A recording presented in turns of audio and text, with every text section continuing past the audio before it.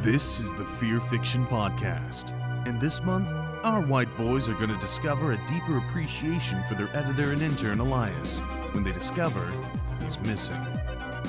Can three godless heathens discover the true meaning of Mormon Kwanzaa in order to locate their special little man? Or will they be too late? Kick it to the cold open, Eliasless bastards.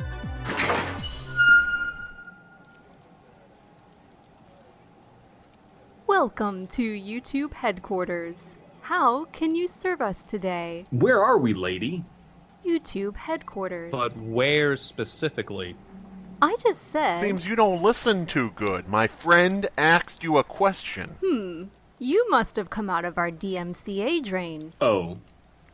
Y'all must have an espresso machine, right? I need some caffeine to help with the anus aching I have from that 8-day Vespa ride. Well, I can get right on that.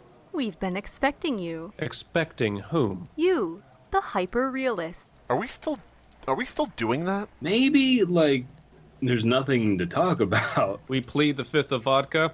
Seeing as you're my legal counsel, I'll take that under advisement. Ms. Wojcicki will review you now. Please step into the YouTube tubes. I've heard of YouTubes, but this is ridiculous. Wonder what the other guys are thinking in their tubes.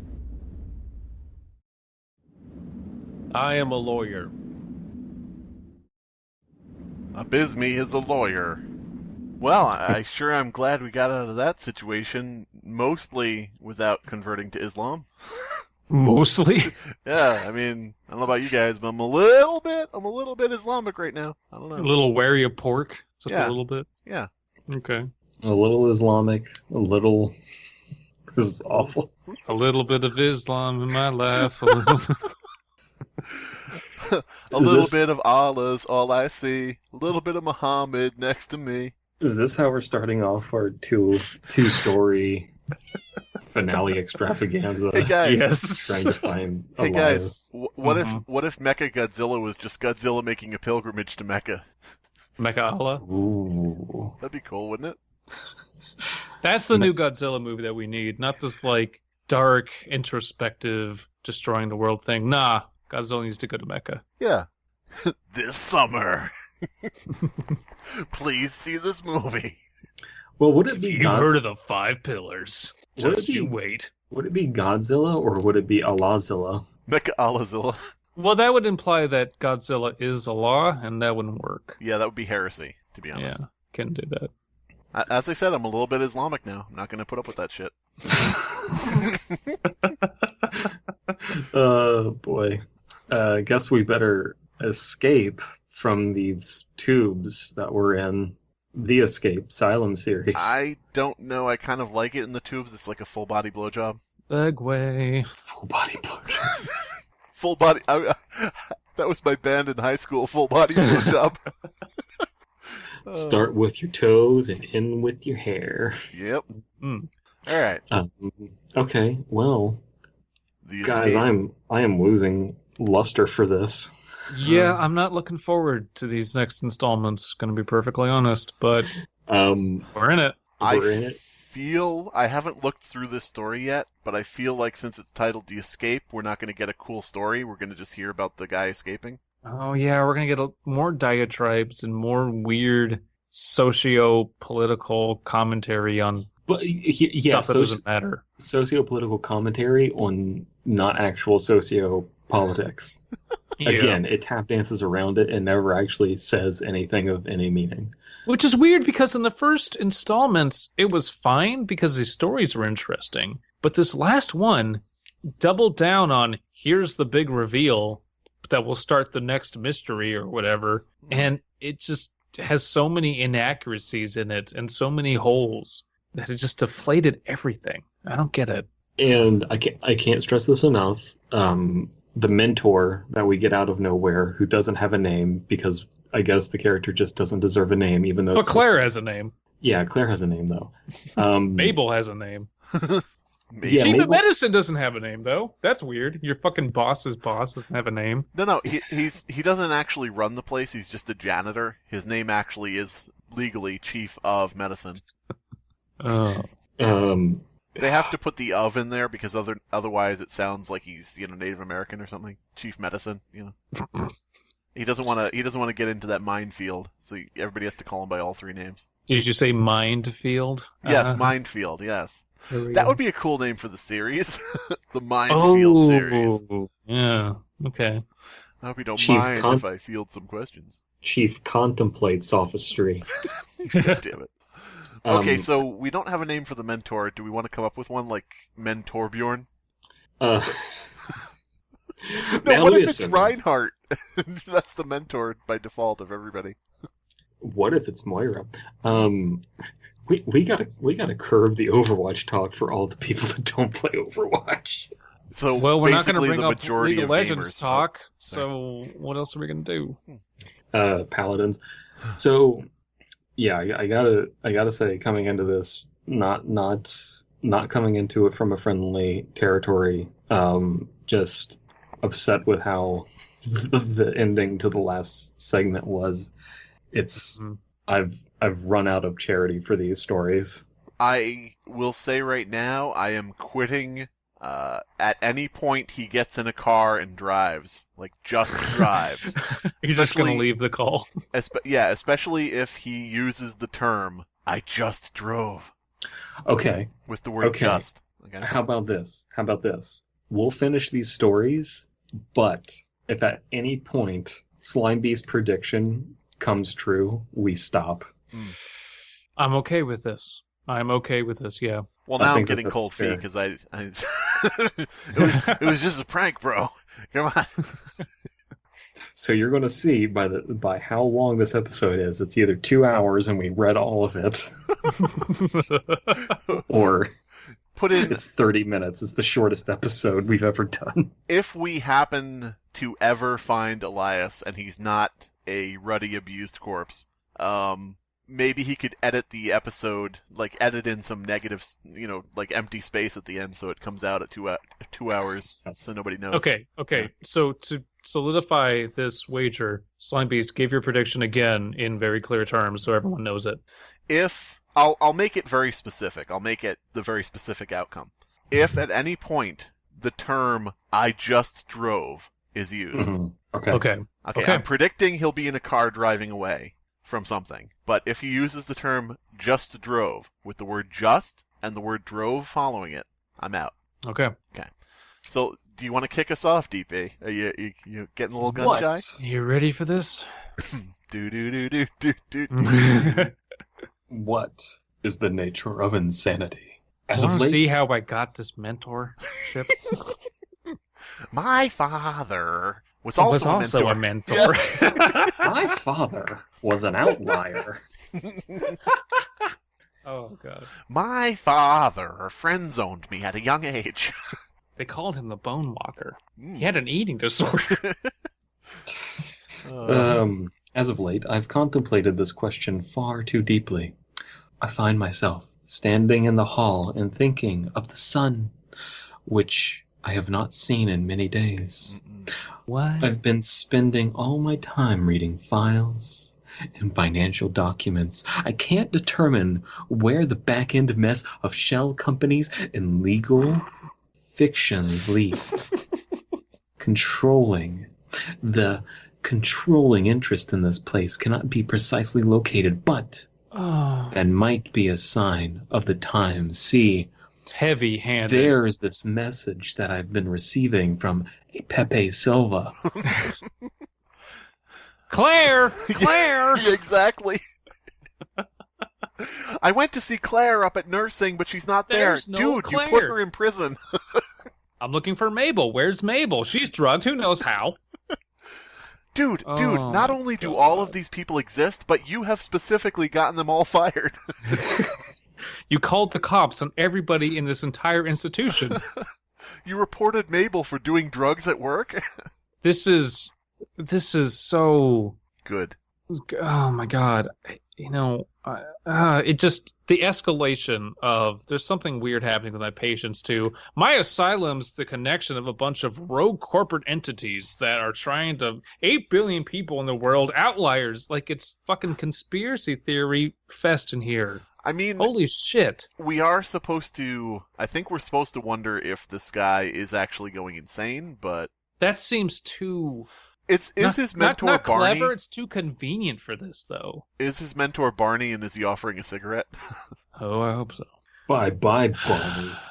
The bye-bye, Barney? If I were to step outside and enjoy the healing radiance of the sun, perhaps purposely walk in the chilly winter breezes without a jacket just to feel the air wash over me, how would I know that the experience was real once I returned inside? Because he'd be cold. Yeah. The only proof any of us have that the rest of our life exists are memories. No. This is getting so needlessly existential and philosophical. This is not necessary. It's devolving into a bullshit, quirky character study thing. Yeah. Where we should be studying the patients, we're now studying him, and again, it's deflated everything. At first, I studied the patient, and then I realized I needed to study myself. When they came for the patients, I said nothing. When they came for me, I stayed inside all day. Yeah. If I were just, if you can't trust your memories, what can you trust? It seems curiously relevant to me that one's entire structure of reality comes down to a series of mutable mental factoids.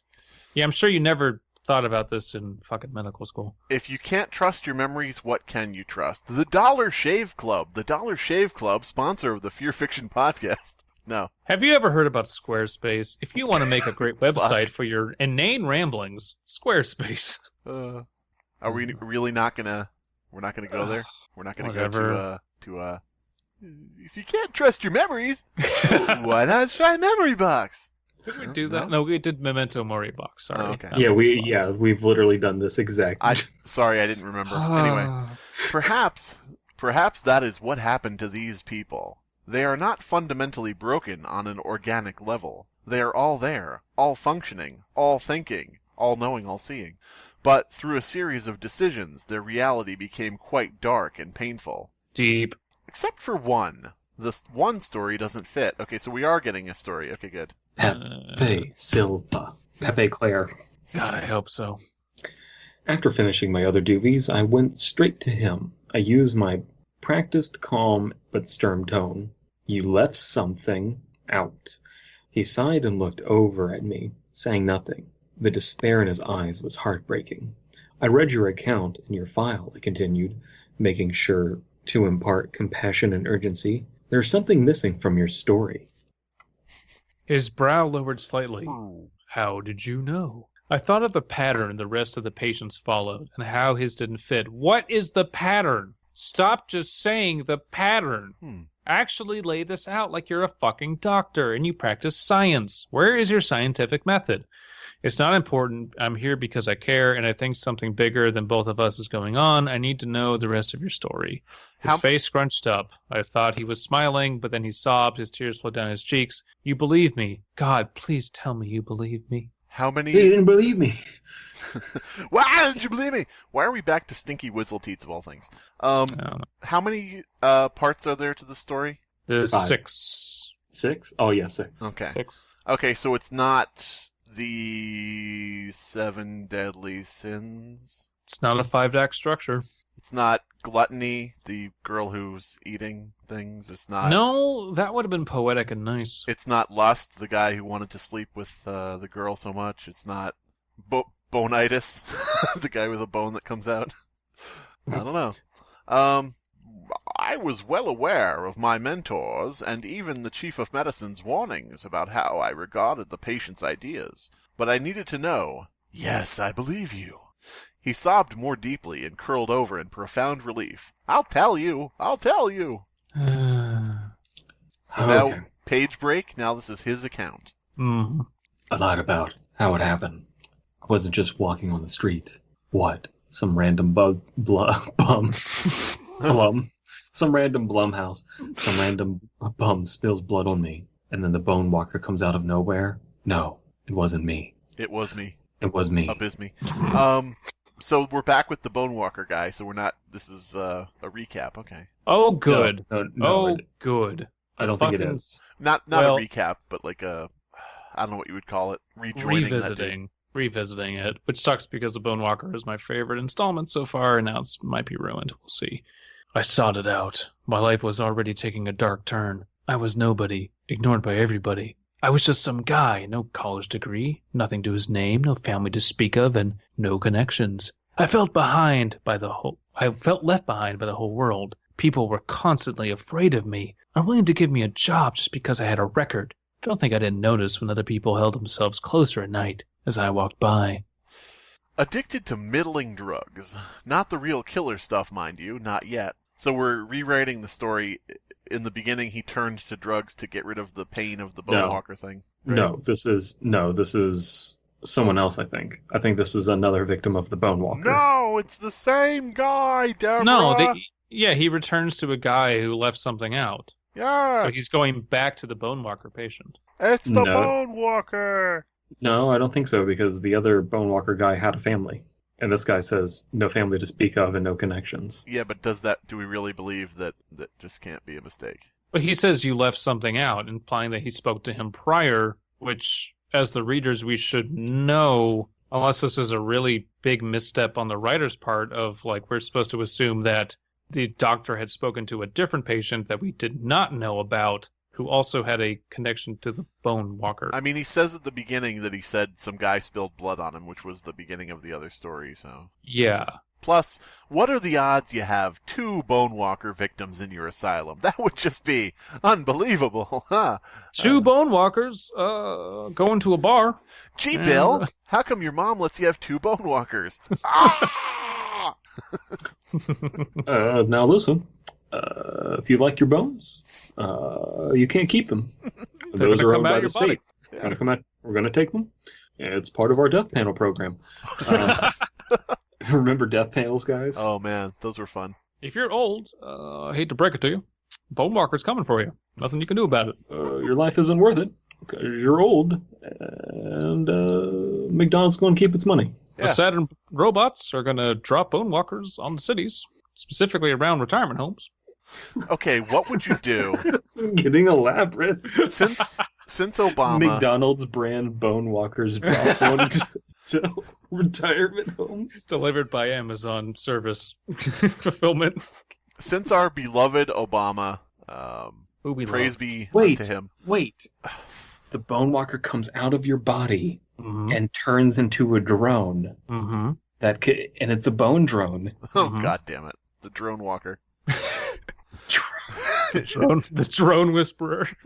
Continue with your Obama bit. All right, so since our beloved Barack Obama, praise be unto him, is no longer in office, and we've got this guy, this weird guy, what would you do if Trump came on television, he's on all the channels, and comes on with this important message, he's sitting there at this podium, he looks nervous, he's sweating, and he says, the Bonewalker is coming, and then it, cuts to static, and all the programs just continue normally. Would you think something really bad was happening, or would you just think, oh, well, it's just Trump, Trump is not that creative, so I would think something was up.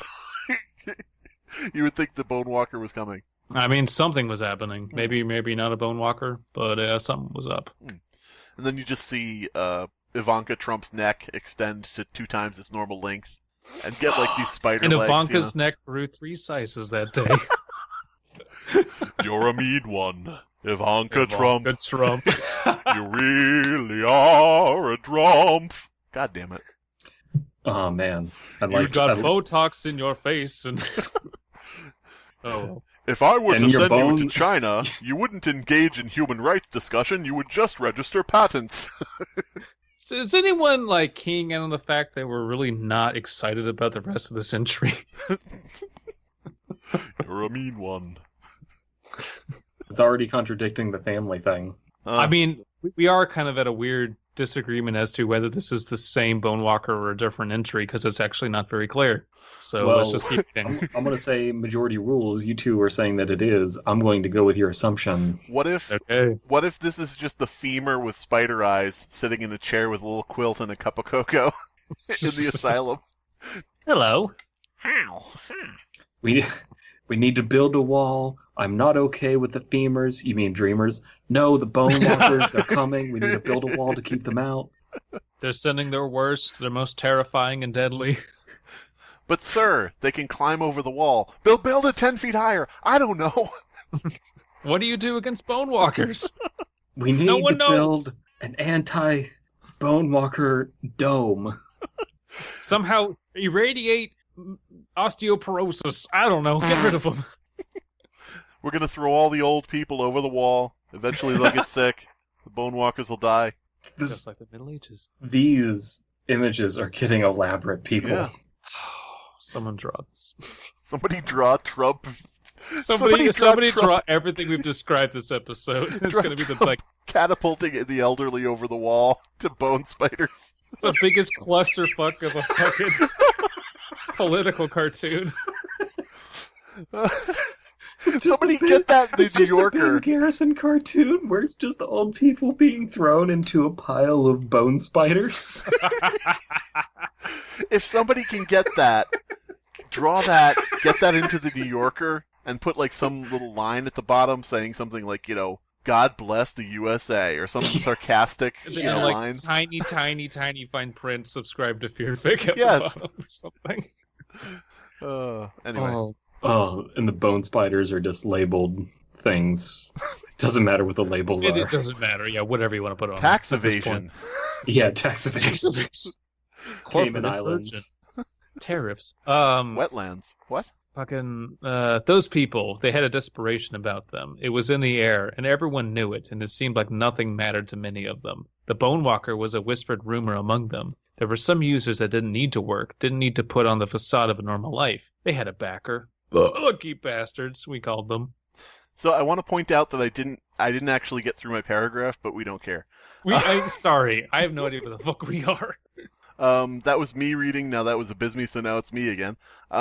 We should finish and say that they're drugs. Yeah, brutally too. Anything you want, orgies even, but you don't want to be part of that. Believe me. Okay. All right. Every hopeless pariah eventually gets to this point where the initial money, the initial will, the initial life, that's all gone. I hit that point, and I turned to that thing. It wasn't for the drugs either. In fact, I cleaned up quite a bit. It was the power. Being coked out of my mind made me feel very powerful. He-Man, you have no idea my power with the bonewalker. I don't need your cocaine anymore. Does my bone spider want to go walkies? Who's a good boy? You don't understand the immense power of the bonewalker. I don't need cocaine anymore. and then Stephen King just responds like, "Don't. That's crazy talk. Don't say that. Cocaine can hear you. Cocaine can hear you. It knows. Cocaine's listening. God damn it." Cocaine's listening and my fingers are typing. People answered to me. Screw with me, you die. All I have to do is get some of that special blood on your fingernails or teeth, or or my backers cut you up from the inside. It liked to do that, It treated us like pets. The money was great too. I hated being sliced up every time it came calling. Yeah, but that was the cost of doing business. Are your fingernails connected to your skeleton? No. I don't mean like connected like I'm an idiot, but like there's no way they would ever touch under any circumstances. The same way your hair isn't connected to your cranium. So no. So teeth I could understand. Yeah. But fingernails I don't know. Yeah. Then things got more serious. Why so serious? And I realized I was more a slave than a pet. Some of the things it forced me to do were, God, I have nightmares. At first, I didn't understand the greater picture. We'd all gotten in over our heads because there was nobody else to turn to. Once you have a record, once you're on the street, it's over for you. And the bonewalker took advantage of that. Is a bonewalker a pimp? Yes. Kind of a pimp. The streetwalker. Which I'm kind of in favor for. I want to see the bonewalker in a giant, fucking coat and shit with a crazy hat. My name is a pimp named Bonewalker. The game is at an all-time low. Bonewalker, what do you suggest we do? It had more than enough willing recruits to create a network, an army. It took a lot of whispered conversations with other slaves to figure out that we were part of something far more disturbing than just our own private hells. And our master wasn't the worst thing out there. we were the good guys fighting the good fight by any means necessary. Can you imagine that? It just wasn't good for us personally because both society and the bonewalker viewed us as expendable. Ellipses. Good God. So many ellipses. What are we? Some kind of bonewalker squad? I don't know. What are we? A bunch of stable hoes? Yeah. You know why I'm in this bed? Why I'm so depressed? Think about it. I want to know how I got in this bed. Yeah. How did me end up like this? If I was afraid of dying at any moment, I'd live it up. I wouldn't sit here in this room alone. No, just the opposite. The bonewalker's dead, man. It's not coming back. That idiot killed it. This sucks. What? How? I wanted to get in and out of the story like a stable hoe and just hear about the bonewalker, hear how interesting it was, and then be done with it. But now it's like, it's actually dead, and it's actually these, I liked it, and I actually... Damn it. It wasn't actually the shape of a spider, it was the shape of Adam Sandler, a little miniature bone Adam Sandler. No, don't tell me that. That ruins it. Mm-hmm. Every time I tried to do something it didn't like, it said, "Shut up!" Shut up! I imagine doing it that way, sometimes crushing it up in a pile of treated bones so it wouldn't know which way was out, so it would get torn up as the bones shatter. Great minds think alike, right? But when I figured out what was really going on, I was glad for... What? I asked, interrupting. What's going on? You mean you don't... He froze, staring at me with trembling eyes. His pupils drifted left in slow motion, full of dismay and apprehension. I've said too much, I'm sorry. How do your eyes tremble? Good. Well, they can... He has only eyewalkers!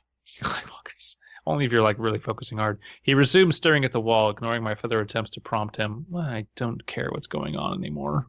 At first, I was angry that he didn't just tell me what was going on. Who cares? But then I thought better of it. Okay, fine. For a moment there, I'd actually believed him. Great. I'd let his story become real to me. I was taking too many risks with my own mind. Ooh. No, the bonewalker could not be real. His addiction was, though. The underbelly, the criminal acts, all of it. That was the kernel of truth I would take from his story. A hinted at larger picture, an air of desperation, and bad choices.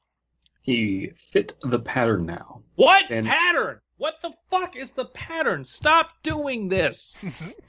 God damn it, I fucking hate this shit. It's like watching Lost. This isn't clever. This is boring and tedious.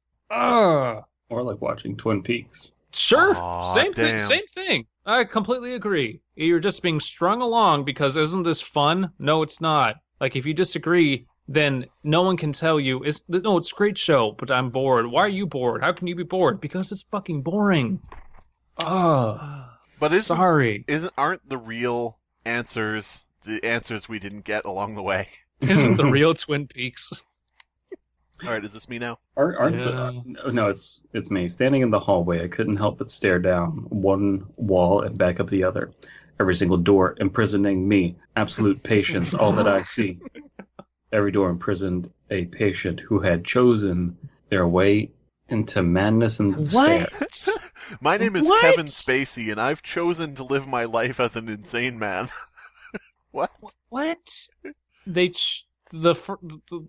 woman from the first story chose to find things in her food, like body parts? What? She chose to have an eating disorder. We're supposed to believe that now. Guys, people choose to be crazy. Yeah. Well, they're all outliers. Outlying is it's a voluntary act, clearly. I can't stress this story. I can't stress enough. The story began with, man, hate stigmatizing the mentally ill. And now it's like they deserve it. It was their choice. Yeah. I can only imagine that this somehow comes full circle a second time, but that wouldn't make any sense. No, And this is I want to stress to everybody listening, I am really unhappy that this story has shit the bed. I am not happy about that. I don't like reading stories that really disappoint me like this because I was quite on board for the first couple parts and it showed a lot of promise. And now it is a slog to get through every paragraph. And that really sucks. And before anyone says that we're being unnecessarily harsh on this, remember, we are the outliers.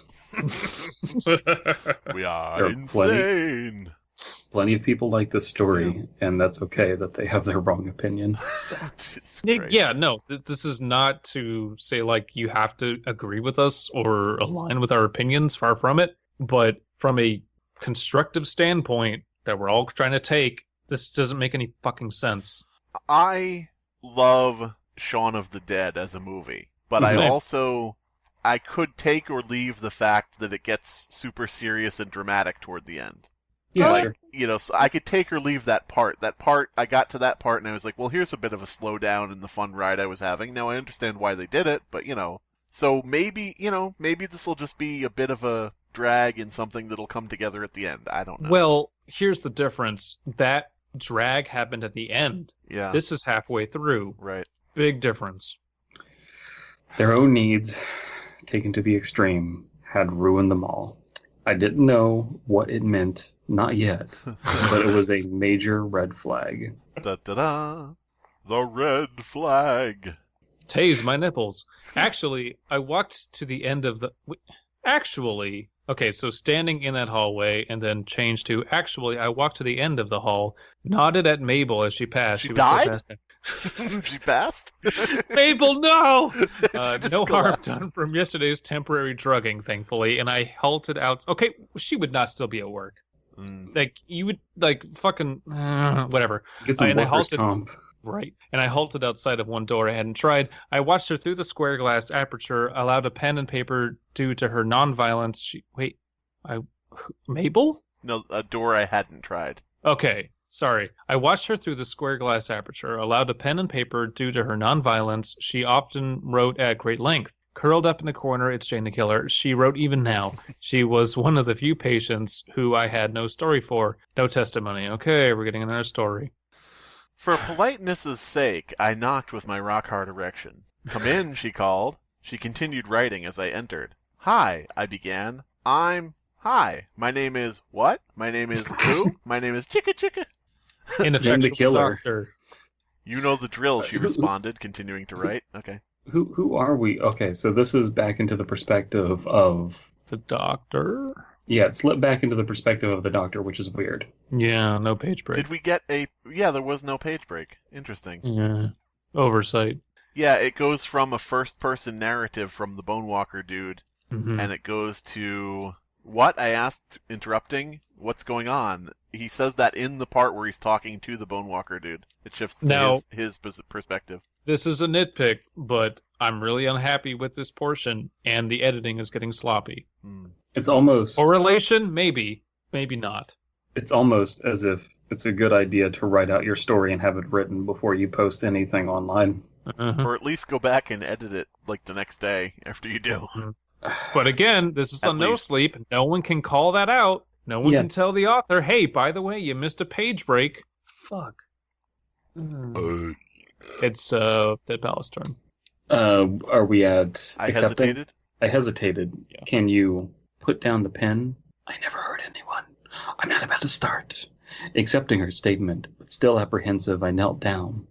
I was very afraid, because she was a crazy person, and she chose this lifestyle. Yeah. She reached both hands up and felt around my temples, and then back around the curves of my head. All right, Oh, so- it's fiber. It's Fiber Girl. Fiber Yeah. Girl. Red Mhm. flag and Fiber Girl. She I'm has gonna watch that regular bowel movie. movements. He likes having dumps taken on his chest. But They're a only perfect that tag one team. time he swears it's not a red flag. Sorry, she breathed with no disappointment. I can't talk to you. Are you sure? I want to help. I think something is going on here in this place. She made no response, turning back to her scribbling. Can I at least see what you're writing? She ignored me. Picking up the papers, I looked at a few. They were not gibberish, not exactly, but filled with a stream of consciousness paragraphs. Stream of consciousness okay. In carefully practiced script with a few strange errors. So it's a no sleep story. I I waved. Bars. I waved my hand in front of her face, and she still made no reaction. My jaw dropped. Are you blind? She took in a sharp breath through her nose, but still made no reply. Can you smell? I asked. No, that's not in it. Okay, ignore me, I told her. But at least tell me why you're writing this. If you can't read it, what is all this for? She only gave me a single word. Practice. Okay. It's like, why are you asking if she's blind? You know. It's like, I read your files. It didn't say anything about you being blind. You already even previously mentioned that she was blind. Did he? Yes, in the other story. He was like, she's blind but feels temples and like for fibers. I don't know. Either way, he would know. Yeah. If she was... Oh my god. Her answer was simple but profound. I left her to her device. How was it profound? Practice. So she's going to Carnegie Hall. She's practicing... I left her to her devices, contemplating her possible backstory. Don't call it a backstory in your story. I was contemplating her super cool origin, I would write. Oh god. So what? Wouldn't there be a file that tells you her backstory? I mean, And that he obsessively reads because he reads everything apparently. It depends if they're, spotty files that don't, have much information. If she hasn't told anybody, I don't know. And in this current year, insane asylum, which don't exist anymore, if she knew how to write and she was practicing it, that meant she was able to see at one time. She had not always been blind. What could that tell me? She had she too somehow gone from a normal girl to a quiet, blinded patient who refused to talk to anyone who didn't pass her inexplicable ritual? So I have a question, guys. If she is writing letters for practice, that means she must have been able to see at one time. Does that possibly mean that she could have gone from normal to blind? She went from normal to outlier really fast. She chose, you see. She chose to go blind. It was her choice. Yeah, no, clearly. It seemed very unfair at that moment that normal life could derail so badly. All these people, they were all normal, more or less, and made enough bad choices to end... Oh, What did she do? Oh my god, what did they do? What? There was another blind patient without a backstory. Oddly, he'd had one at some point, but the file was destroyed or lost. I passed through several sets of doors, heading for the farthest wing. They kept him at the very end. I peered at him. I peed on him. I peed at him. He'd stabbed out his own eyes with a pen long ago. He sat in the far left corner of his cell, his eyes closed, but his position indicated that he was awake. You can keep reading. I'm just going to... I couldn't imagine his levels of boredom. He refused anything electronic, became quite violent around such devices, in fact. A television or even just a radio might have alleviated his unending darkness and solitude. Absolute imprisoning darkness, me. solitude, stabbing my eyes out. I cannot I chose see. this life. I hate electronics. I honestly couldn't fathom spending every day just sitting and thinking, trapped in my own head. I saw a tiny bit of white sticking out from under his leg. All right. Tip of a pen, all that I see, stabbing my eyes. All right, wow. Absolute boredom. Saw a tiny bit of white sticking out under his leg. It was a foxtail butt plug. I rushed Okay. I rushed through the halls, filled with a sudden hunch. Mabel! So tiny bit of white sticking out from under his leg. Weird. They would just leave it there. She stopped and turned. Thanks for yesterday, she said. My husband would be lost if anything happened to me. Tottering old fool, she smiled. Plus, I'm going to sue the workplace for putting me in with a dangerous psychopath who tried to kill me. What? That's not in there. The lawsuit part's not in there. She's just happy to be alive. Sure thing, I almost said, but hesitated, remembering how that twisted, limbless man and I had both said the same thing to Claire. Okay. The words held a shuddering aversion for me now. Good God. You're welcome. Mabel, are you or do you know any nurses who are bringing papers from one patient to another? Oh, so the piece of white sticking out under his leg is a paper from the girl who's writing. Okay. I saw a bit of white sticking out from under his leg. Could you have said, instead, here's a suggestion. Instead of saying a bit of white, could you have said paper? No, because we had to learn it was paper 2 sentences from now. Well, it's very like that important. thing with not telling Claire's name in the beginning. Instead of just saying a nurse, he had to come up with a fake name for the nurse. It's like this thing of, Despite the fact that she's Claire now forever. it's just like, And I'm going to never trick say the her audience, Yeah. Guys, Yes? God damn it. Why? I know. It sucks. It really sucks. How's your hand? She asked, suddenly nervous. I looked down at the bandage. Fine, but about those papers. She donned a frustrated expression. They seemed to like writing to each other. He was just sitting there, alone. I felt sorry for him. I didn't mean any harm. It's fine, I told her. I'm not looking to get you in trouble. Did you happen to know anything about what they were writing? Guys. I don't care. Guys, this story, the author of this story, started out as the original SCP Foundation, and across the stories, he evolved his own writing into the current SCP Foundation. We're seeing the evolution of a community in 6 parts. It started out with the plain old, dry, things about people's cases, and it's ending with all this intrigue and, is there going to be like a martial arts fight? I don't know, maybe. Started out with mental patients. I was doing just fine. They chose this life for themselves after all. Matt Dymerski, I don't think you're a bad writer. I think you're a pretty damn good writer, to be perfectly honest. And if you ever hear this and you can answer in some succinct way, why the sudden shift? Why has this taken such a 180? I'm genuinely curious. Hashtag answer to Abysmii. Here's the issue.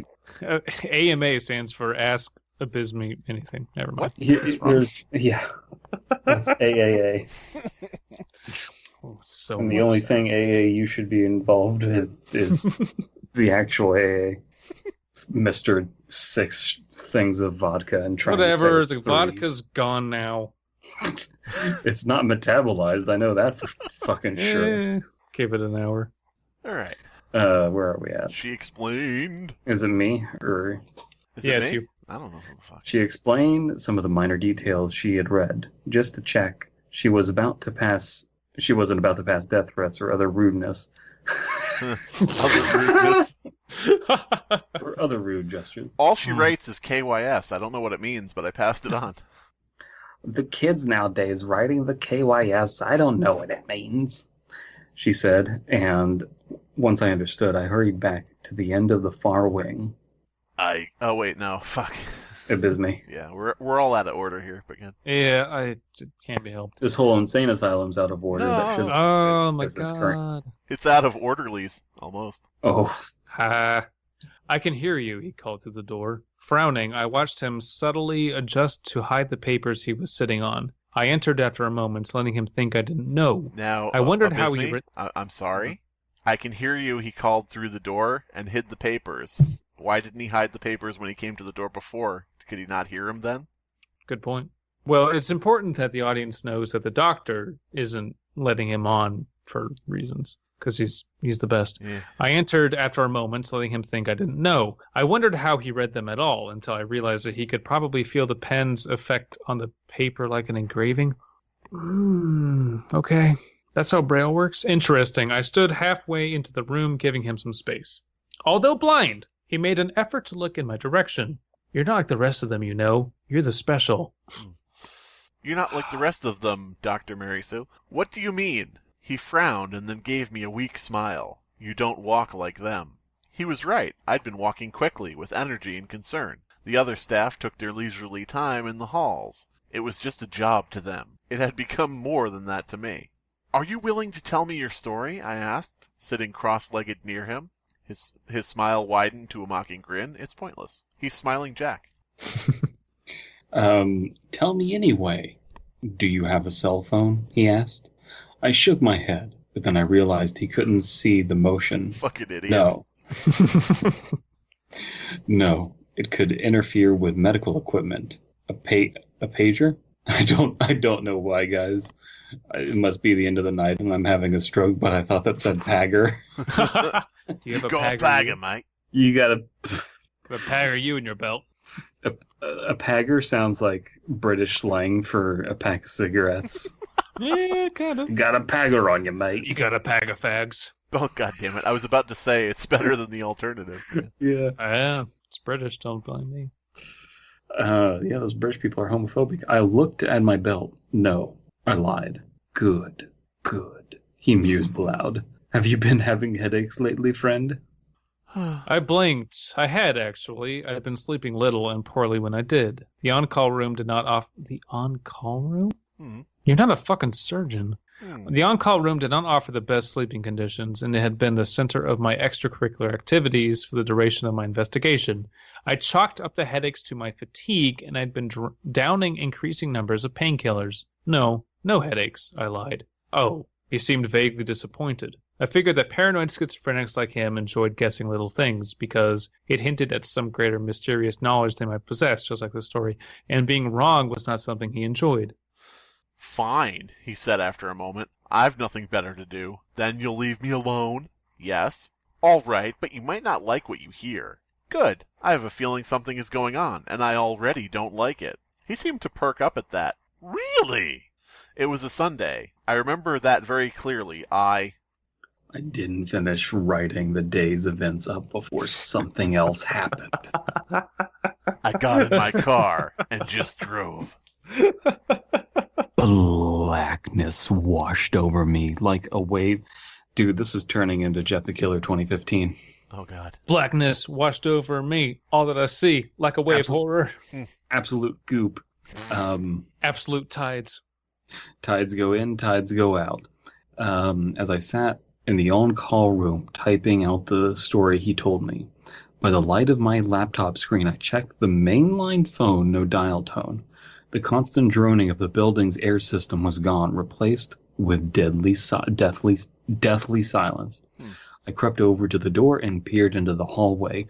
Darkness hovered between the rotating red emergency lights, sparsely placed along the intervals. Sparsely placed at long intervals. There we go. At the extreme other end of the hall, under flashing crimson, I saw something that chilled my blood. The door to a patient's room opened slowly, softly, as if the person behind it couldn't believe it was unlocked. Ooh.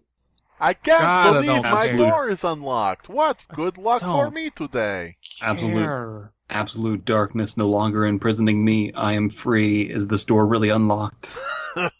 Ugh. Haunted asylum. Well, maybe the chief of medicine or whoever the fuck turned it off. Is running a haunted house. Yeah, he's running a haunted house. Ooh, you are crazy. You're here of your own choice. Ooh. I couldn't believe it either. I'd only talked personally to the most docile patients, but many of them were extremely dangerous. Fighting a sudden spike in my headache, I blinked continually, struggling to determine who it was that had escaped. His silhouette fitted shadow and flitted shadow. Okay, that is. His silhouette flitted shadow and red as he moved about, looking up and down the hall. He couldn't see me, shrouded in darkness as I was, but I could see him. I knew him. He wasn't too dangerous. Beside him, another door opened, and then another. It occurred to me that the power outage was no accident, and someone had unlocked all of the doors. It's Chief Medicine. Chief Medicine.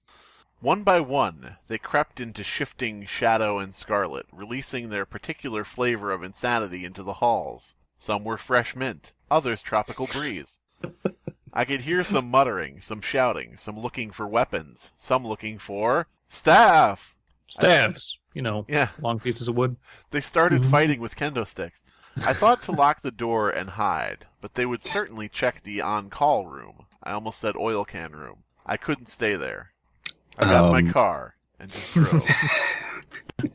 Still waiting. I'm hoping. You know what? It's the spirit of I got in my car and just drove. Yeah, a little bit. We'll see.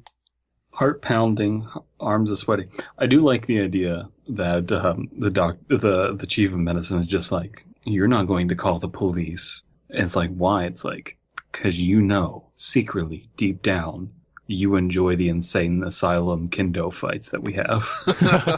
You can't live without that sweet, sweet bedding. Heart pounding, I dropped my white coat and slid out into the darkness between the rotating emergency lights. Could they see my silhouette against the red? I saw them creeping out like curious animals spreading through the halls. I pushed up against the wall, and some wandered past me, muttering obscenities and twitching. It's so sad that they chose this lifestyle. He removed his white coat. Now there's not going to be a way to tell him from a patient. Oh my god. My headache sharpened into a blinding pain for a moment, and I almost groaned in pain, but I grabbed my own mouth, forcing my body silent. The rotating red lights and darkness shot pain through my eyes, straight into my headache. Headache, pain, headache. I was only 20 feet away. I stumbled for a side exit to the building, intending on running. There was nothing I could do except escape and call somebody. It was locked. Was it supposed to be locked? Damn it. I struggled to breathe against my searing headache and the massive throbbing of my adrenaline-spiked heart. Penis. Yes. Question.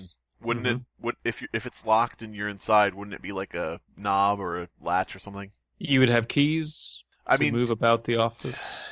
I don't know. I've never worked at an asylum. Does it? The author of this has no knowledge of how asylums work either.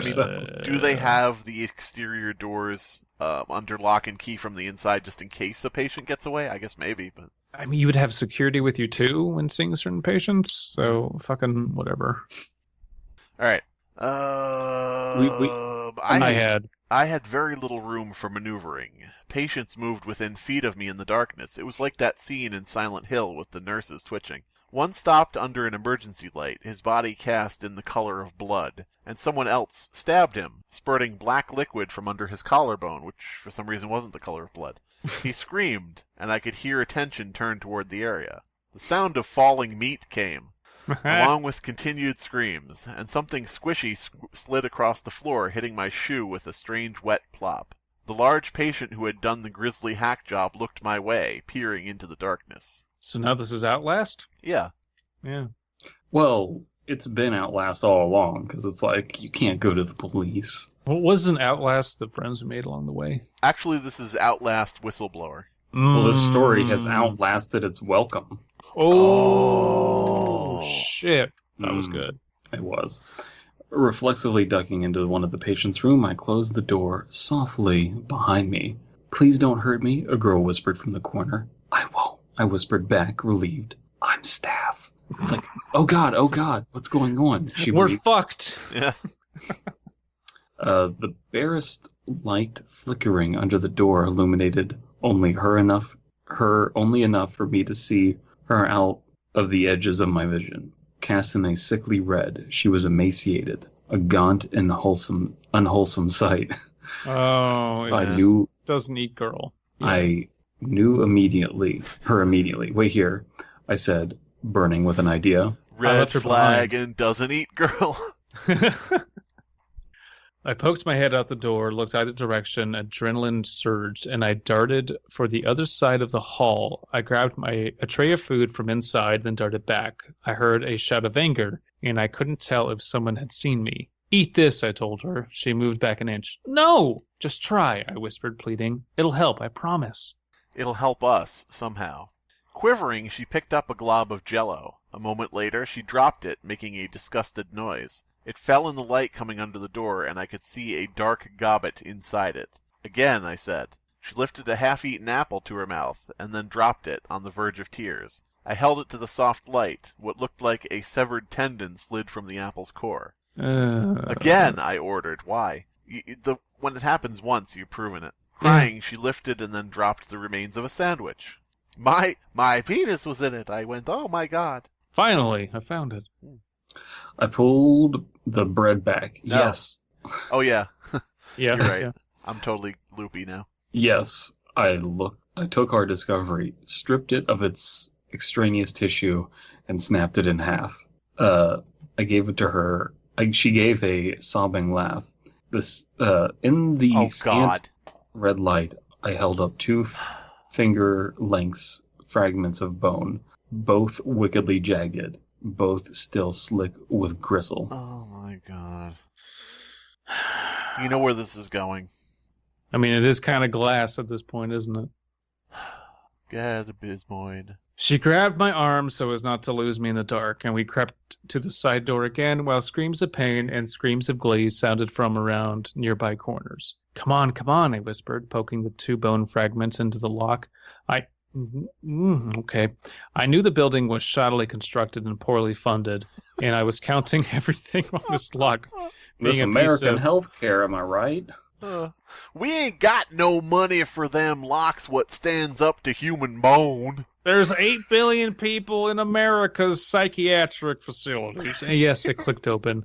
A looming presence pounced from behind. She screamed and ran through the door while I pushed the wild-eyed man back. We rolled, grappling. He had a weapon, though I thought I was dead for sure, until red light illuminated me and he saw my own wild eyes.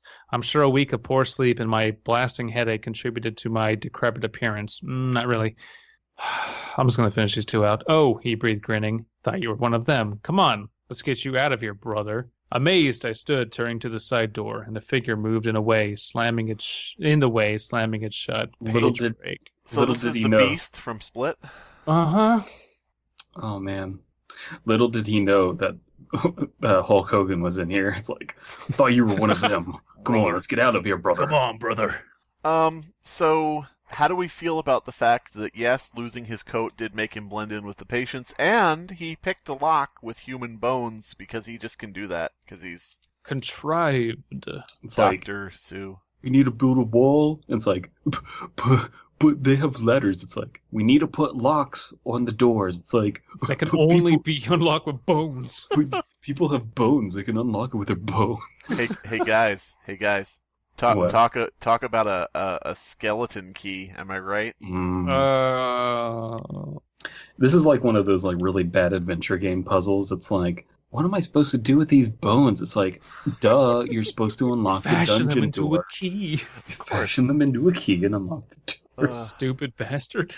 So obvious. What the hell are you doing? The chief of medicine demanded. Why is there a page break here? I don't know. Why is any of this being written down and not reported to the police? Yeah. I looked around at clean, clear hallways lit in harsh white. Mabel moved papers around down at a nurse's station. Moments ago, I had seen it empty, lit in rotating red, crowned by dangerous silhouettes crawling this way and that. Maybe I'm wrong. No, and that works. Crowned by dangerous silhouettes. Yeah. And crown thy good with dangerous silhouettes. Oh my god. Acting out a patient's story, I quickly lied. That blind girl that writes, she wrote a story about an escape attempt. I was seeing if it was possible. Turns out this door's lock really is faulty. Lucky guess, eh? So if none of that is real, how did he pick the lock? No, it is real. He lied. No, but he's in a clean, clear hallway, lit in harsh light, so what was happening just a moment ago wasn't really happening? I don't care. I don't care. The answer is... I don't give a shit. I don't care. None of this matters. Yeah. Faulty door. I guess they unlock, huh? God damn it.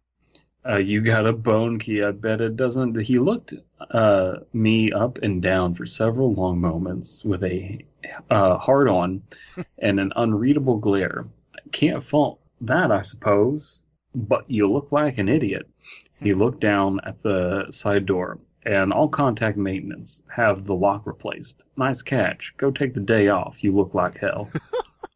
So the chief of medicine, the great villain of this, is giving him a day off because he looks bad in the place that has felt like he can't escape it.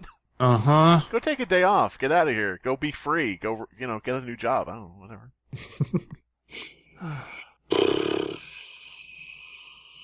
I nodded him bored. I am bored. A smile as he walked away. I watched him talk to Mabel and then proceed around the corner. Strangely, I could hear distant screams in the hall, each being cut off one by one, as if the surreal delusion was taking its good time, fading from my mind. What the hell had just happened? Had I suffered a waking dream due to exhaustion, or did someone afraid of my progress spike my pain pills? Dumbfounded, I wandered back to the on-call room. Why? Finding my white coat on the floor and my laptop unharmed, I guess you're right, Slimebeast. Was I losing my mind? I couldn't help but notice that I now fit the pattern. I fit the pattern that every other patient here had fallen into. Not so far gone as them, but certainly working my way there. I choose my mental illness. The only difference would seem to be that I had real evidence and a real pattern. Something terrible was really happening, or was that the same way they all felt?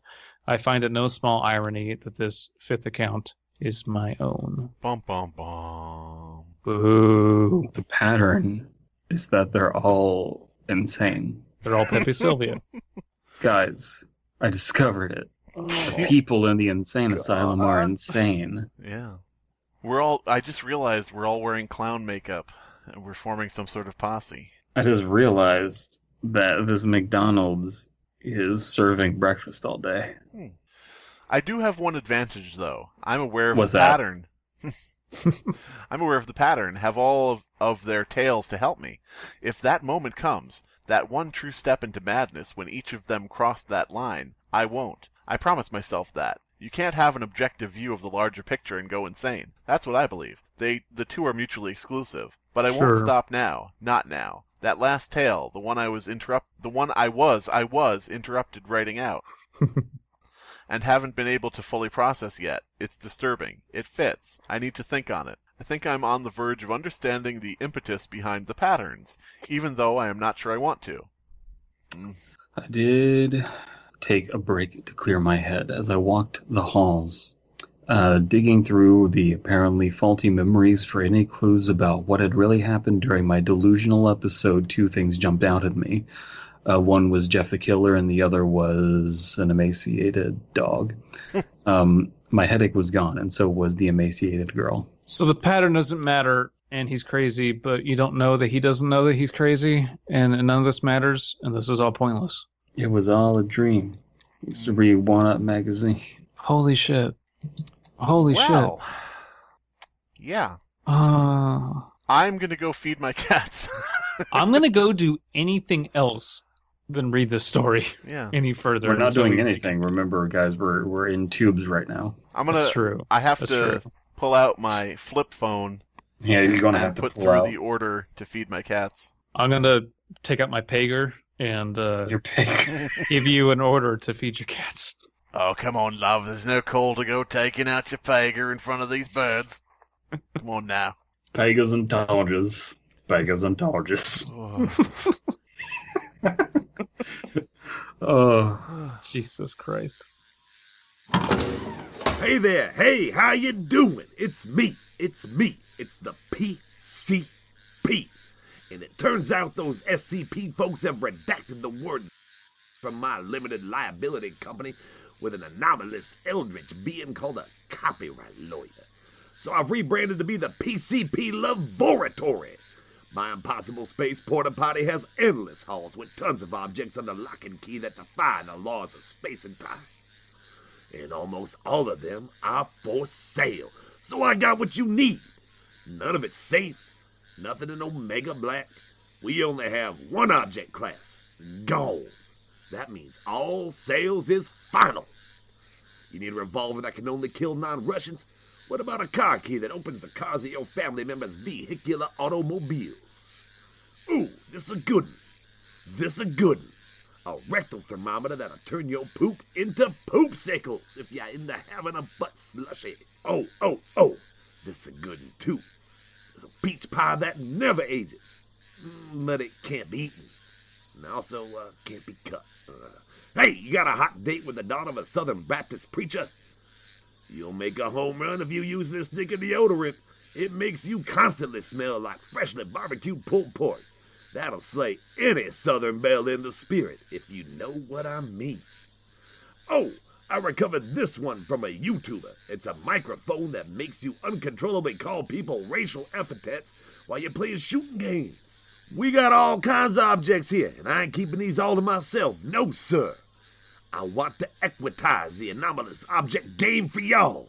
So if you need a cat that coughs up silver hairballs, come on down to the PCP Laboratory, located right off Route 666, right next to the Slender Tunnels. I got what you need! you know, it is nice to hear that he rebranded because it didn't make a whole lot of sense. Also, Yeah. he spelled the word foundation wrong, so lavatory makes sense. Definitely. Plus, I mean, you know, he probably got it right because he just read it off the wall. So Yeah. Yeah. it was that or the PCP for a good time call Bubba. You know, 555. 555. Yeah. And you know, I've also noticed that he's like when it comes to pricing, he's willing to negotiate. He's like not too strict about it. Right. You know, it's like when you go to your local grocery store, like they're a lot more willing to like not always like haggle with you, but they'll negotiate. Guys, I bought the bowling ball. Oh boy. I have kind of a touchy question for you. You don't have the bowling ball in your lap currently, do you? No. Okay, good. Because I was going to say, I don't want to know where it is. Say what? It does have 3 holes. I don't know if we're there yet in our podcast relationship. I don't know if we're at the podcast relationship. I know that Game Grumps went through it, the Sleepy Cabin dudes, the super best friends before they split up. I know that all of them went through their period where all of them fucked a bowling ball together, but I don't know if we're there yet. That's when we hit 1 million subscribers, obviously. Of course. By the way, that's right around the corner. We're almost there. Yeah. Yeah. What do we got? What do we got left? Let me check. 1 million subscribers. Okay. Give or take a million. Give or take 990,000. Fuck it. God, I'm tired. Can't even math today. You're Okay, tired so we should probably story. Actually get to the story. Guys, this isn't at all another recording session because we were getting really fed up with the story. No. Nope. This isn't 2 weeks later after we've had much meditation and desert walking to try to find ourselves. Say medication? Medication, But- yeah. Oh, why I thought that. Oh, speaking of which, We're still in the tubes. still in the tubes. Tubes The are really big. Yeah, the tubes have merged. Okay, that's what's happening. Yeah. They were 3 different tubes, now it's 1 tube. Yeah. Mhm. Luckily, I'm on top of the other 3, so that I get all the good air. I'm basically like hotboxing them in the tube, which is terrible. Hotboxing them in the tube. I'm hotboxing them in the tube, man. Do you expel weed or something? Yeah, Okay. I'm a Slimebeast. I consume mold and grime and mildew, and I Okay. excrete like an LSD, for lack of a better term, weed. Yeah. So you're MK Ultra, basically. Yeah, I'm MK Ultra. The entire project. I'm That's MK Ultra if the M and K stand for massive cunt. I don't know. So we are... Emmanuel Kant. Yeah, Immanuel Kant. Isn't that what I said? I must have misspoken. Yeah, totally. Okay. So we're getting to the end of the story now. As everyone knows, we are reading Been Drowned, and this is thetruth.rtf. Right. Mhm. Yeah. Okay, so let me start off here. I looked into why Ben drowned, and now I wish I hadn't. Okay, yeah. Okay, so I want to talk about that specifically, though, because in Been Drowned, for all of the... come on, who hasn't heard Been Drowned? At the end of Been Drowned, it comes to a part where they release a document called thetruth.rtf. And this repaints all of the events in a new light, and then it offers a big twist. Ooh. So, but here's the thing. Up until that point in Been Drowned, everything seemed like it was leading somewhere specific. Like there was, I don't know, a pattern. Oh, God damn it. And this story doesn't seem like it's leading anywhere and doesn't have a pattern. And now we get this last part that's called The Truth. Do you think that this truth will resemble the Been Drowned truth in any way where, oh, now everything makes sense and it's casting everything in a new light? Or are they going to put on the dressings of making it look like everything makes sense now when it still doesn't? I think the latter, because there was so much, not retconning, but everything we heard in the last installment was so... I don't even know what the correct not term retconning. uses Not here. retconning. It's No. just like pulling on what has already happened in the story, making it up as you go. It's Well, just making it up as you go. It feels like. It doesn't feel... The first entries that were actually other people's entries were solid, in my opinion, because they did feel not really connected. Yeah. And then there we had that little inclination of, there's a pattern. And I thought maybe, he was going to make some new diagnosis or get some new entry in a psychological or psychiatry journal or something. I kind of discounted the pattern, to be perfectly honest. Then in the last installment, he doubles down on how much the pattern matters. and how nothing was what he thought. And he actually needs to straddle the line between sane and insane to uncover the truth, for lack of a better term here. So it's not even retconning or making it up as it goes. It just feels like he pulled a complete 180 after a pretty strong start. And I don't know what you call that, but that's what I feel has happened. I think this will end one of three ways. 1, he's actually a patient in the asylum. 2, nothing will actually be resolved. Or 3, he will get in his car and just drive. Well, does the agreement from last episode or our last recording it's the same session? Stop breaking Same kayfabe, both episode. of We're you. still in the tubes. God. Okay. Cut that. Put this in. Who's cutting No it? one to cut it. That's the entire premise of this month, Abysmii. Does our agreement still stand if they say I got in my car and drove? We just stop. Oh yes. Okay. All right. Absolutely. Well, I am a little gun shy on that one because when I suggested it, I wasn't really thinking we actually would do that. But yeah, I will. everybody's going to be pissed. Can we do from the point where we quit forward? Can we do it in text to speech program? Yes, Sure. absolutely. Sure. So I will say that of the options you presented, he's either a patient, he's none of it's going to get resolved, or he drives off. Now I'm thinking none of it gets resolved. What if he admits himself as a patient to quote unquote work from the inside on the truth or some bullshit? I think that would work into nothing gets resolved. Yeah. Yeah. I said a lot of things last episode. I got a little tipsy. And I mean all of them still. I'm very unhappy with where this story has gone. But we'll see. I will say that if he admits himself to the asylum thinking that he's going to work on it from the inside and crack this thing wide open, but he just becomes another crazy-ass person, that would, to me, be a rewarding ending, if not explaining anything or whatever. I would say, okay, well, the idea that he is so far gone into this investigation that he's convinced himself he's going to crack it open, but really he's just going to spend the rest of his life in a loony bin. I would say, okay, that's a good twist, even if I'm not fully on board with everything that got us there. He's going to break the glass ceiling, and by that I mean the M. Night Shyamalan movie. Aw, damn. I disagree. I respectfully disagree. But maybe we should get into it and see where this actually goes. Yeah. That would There's a certain allure in the chase, an enjoyment of the game itself. Win or lose, I guess they never lose, huh? You're still playing, still making move and counter move, full of energy and action. Throughout, there is a sense of importance that no matter the activity can really match. There's a sense of importance that no other activity can match. The game is the game, but now it's over. And I'll admit, I'll miss the feeling, although having the horrible truth, possessing it and holding it close like a prized treasure, the truth can almost replace that feeling. I won. All right, so straight off the bat, the idea that this is going to end without him knowing is out the window. Because he obviously has the answer. But it could still be a non-answer Yeah. that makes sense to him, but not to us. I found the answer. It says, reply hazy, ask again later. Haha, I got it. I felt that I was on the path to victory once I calmed down from my delusion and about the patients escaping.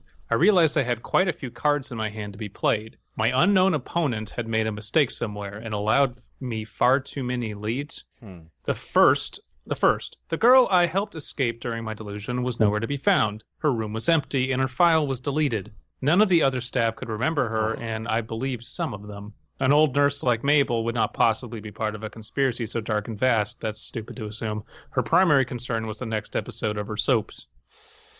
Okay, so he helped a girl escape. She's nowhere to be seen. She has no file. Did she ever exist? Is she one of his alternate personalities? Are all of his patients his personalities? I don't know.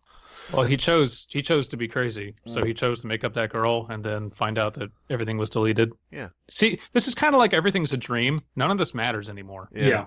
And so what do I care? I'm not invested. But I wrote about the girl. I have the words on my computer and on the internet. I told no one here that I've been writing about patients. I would immediately be fired for obvious reasons, as well you should be. I have the words, and I remember. Memories are tricky, as I know personally, but the words are still there. Furthermore, I went through the patients one by one, looking for discrepancies. I could have just helped the girl escape while having an episode. That proved nothing. But while so deluded, I saw one patient carve up another, even had his lung slide up against my shoe. Does this dude, work at all? No. Because when you're a doctor, you have to, do regular shit, and this guy's just kind of doing whatever he wants. But he's not a doctor. He's a patient. I guess. He's a patient man for being able to look through all this. Yes. Hey. The murdered patient was missing too. At that point, I had a few logical choices to consider about my opponent. A strong but imperfect case could have been made that somewhere in the maze of the ownership and financial backers and stockholders behind this place, some nefarious corporation had an agenda involving the patients and their various insanities. The likeliest intent was to incubate and refine mimetic hazards, ideas carefully constructed to, in fact, the story is just telling. It's not showing, it's just telling. I thought you were going to say the story is just SCP fan fiction. I was going to say SCP and then also slightly ripping off Corruptus a little bit. Oh, God damn it. Everybody steals from me. You're wrong, because this isn't ripping off Corruptus. It's ripping off Boogie Pop Phantom, and that's my favorite anime of all time. Uh-oh. It's not ripping off of it. It's using a similar idea of mimetic hazards, which is a thing that occurs at some point, but it's implemented by telling. There's no showing of how it transmits. Anyway, ideas carefully constructed to infect anyone who heard them, carefully constructed to spread and destroy. This would be a new kind of weapon, perhaps changing warfare forever. Oh my God! Is our narrator going crazy, or are we actually expected to believe that? Or not exactly believe it, but in terms of reading the story and being a part of this world, are we supposed to have immersion in the idea that they're? Well, that could be done. That could have been done over the course of the story in a more balanced and clever manner. But again, the middle was such a 180 that I don't care. If the premise had been, I can't tell if I'm going crazy or not, here's what's happening, then I would entertain that as an actual plot device.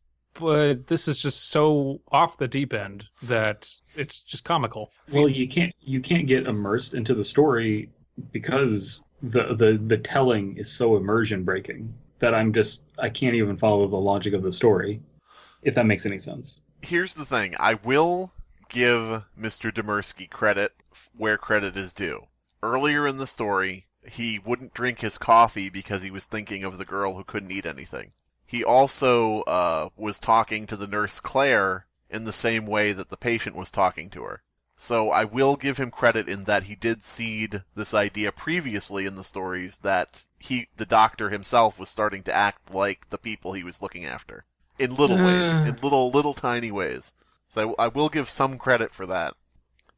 I looked at my coffee and I didn't want it, thinking about the gross, disgusting things that girl found in her coffee, or in her food, Is that an idea being seeded, or is that just, even if you can hear gory stuff and eat, sometimes it's just so bad that even it puts you off? It could just be that. It doesn't have to be a deeper thing. And if it were better connected, I would say sure.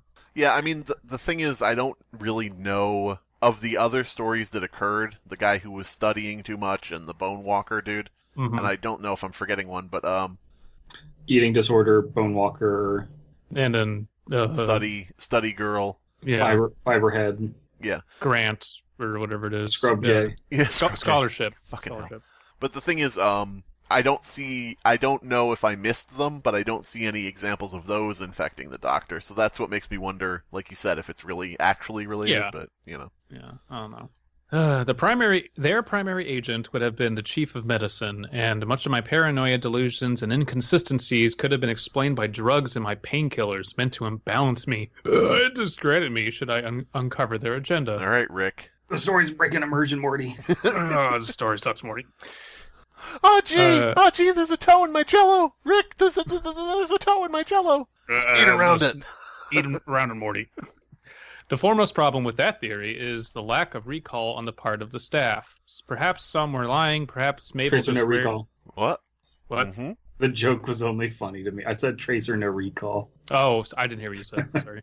God, this is like this final installment just feels like exposition dump or logic dump, and yeah, my God. Perhaps some are lying, perhaps Mabel just rarely interacted with the girl, perhaps some didn't care enough to remember individual patients, but all of them, it felt wrong. While an uncharacteristic downpour on the roof filled the building with a constant rhythm of heavy rain, I stalked the halls, eyeing everything. I asked the responsive patients if they remembered the girl, and they did. The only people that could remember her were patients and me. That struck me as extremely important. Jason. Extremely important. Jason. Heavy rain. Anyone? Any gamers in the audience? Speaking of stories that don't make sense. On purpose. I just realized, though, by the way, we can't discount the idea. We automatically go to SCP because we have ties to that type of thing. We can't discount the idea of like the Umbrella Corporation and things like that. So it could be Umbrella behind all of this. I mean, you can boil down these tropes down to like anything. It's just how they're used, you know. That's it reminds me of Umbrella, all right. The Umbrella from the live-action movies. It reminds me of the umbrella that the dude held in Heavy Rain. Look! It's we were trying to, make this bioweapon, and to test it, we built an undergrad laboratory where we learned how to clone humans. Why are you trying to make weapons? You've learned how to clone humans. Shut up! We need to sell the weapons. The Earth has been destroyed. What can you possibly gain from anything you're doing anymore? I love those movies so much, and I also love Mila Jovovich's weird nipples. Yeah, I was going to say, Mila Jovovich gives me ideas, but yeah. Elias, make the thumbnail us, and then put Mila Jovovich's nipples in the background. We can't do that. Mm-hmm. Oh, yeah. There's 3 reasons that wouldn't work. 1, YouTube wouldn't allow it. 2, Elias wouldn't be allowed to look at the picture. 3, Elias isn't here. Okay.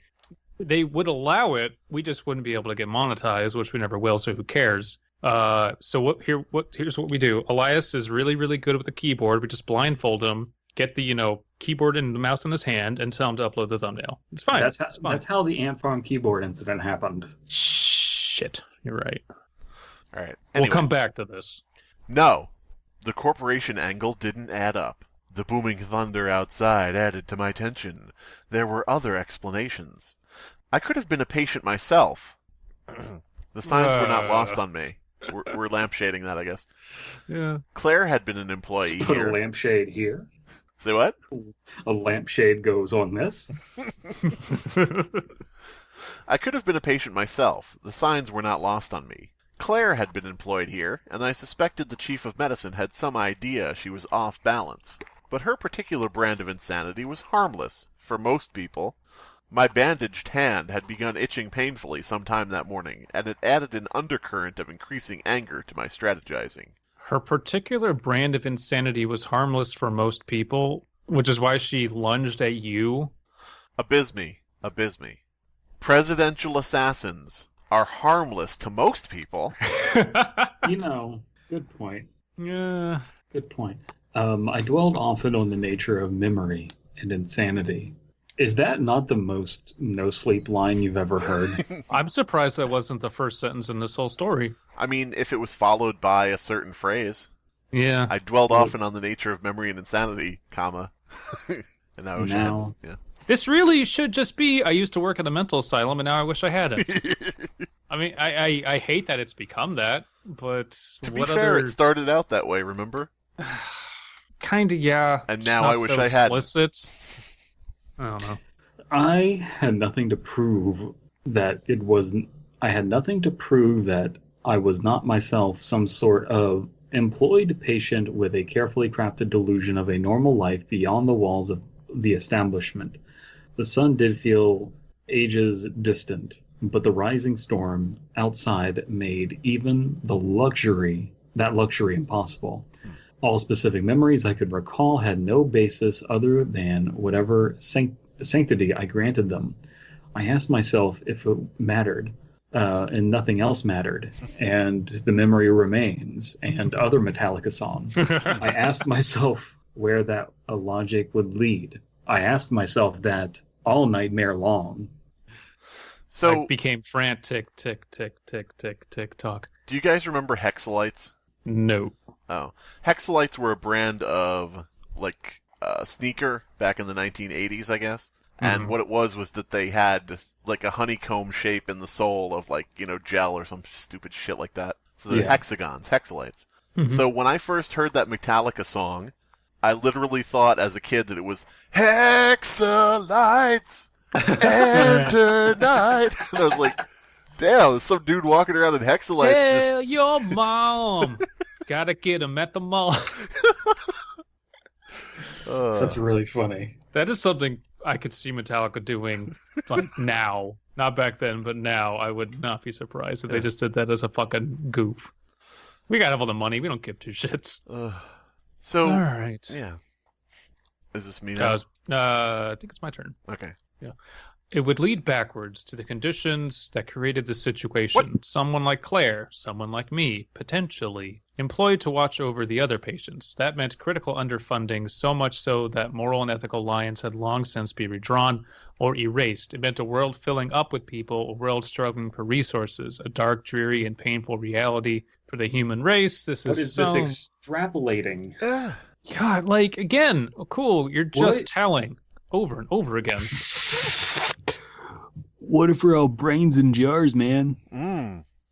What What if if, we're all like, just... the government put us in a box and we got so used to the box that we couldn't realize we weren't in the box anymore? What if I'm the government? Hey, man, Dude. like, what if... Hear me out here. What if we're all just like these prissy, frou-frou, judgmental writing hipsters in like a tube? It's too close to home. I feel attacked. Oh, man. That was a situation with no enemy and what? Are the jokes that we're making here clear enough that they're not just jokes, they're legitimate criticism? I think our audience would understand. Okay, good enough. That was a situation with no enemy and thus no victory. Humanity would suffer increasingly as the population rose, and only some great disaster or rupturing of morals would offer any salvation. So It is the Resident Evil movies. Mm-hmm. I was going to say now it's the League of Shadows, but yeah.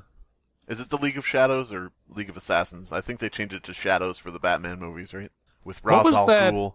What was that story where at the end it's just Link? Like it's the Legend of Link? Oh, yeah. Oh, I know which one you mean. Zorax. Zorax. If this pulls a Zorax and it's Umbrella, I don't know how I'm going to feel.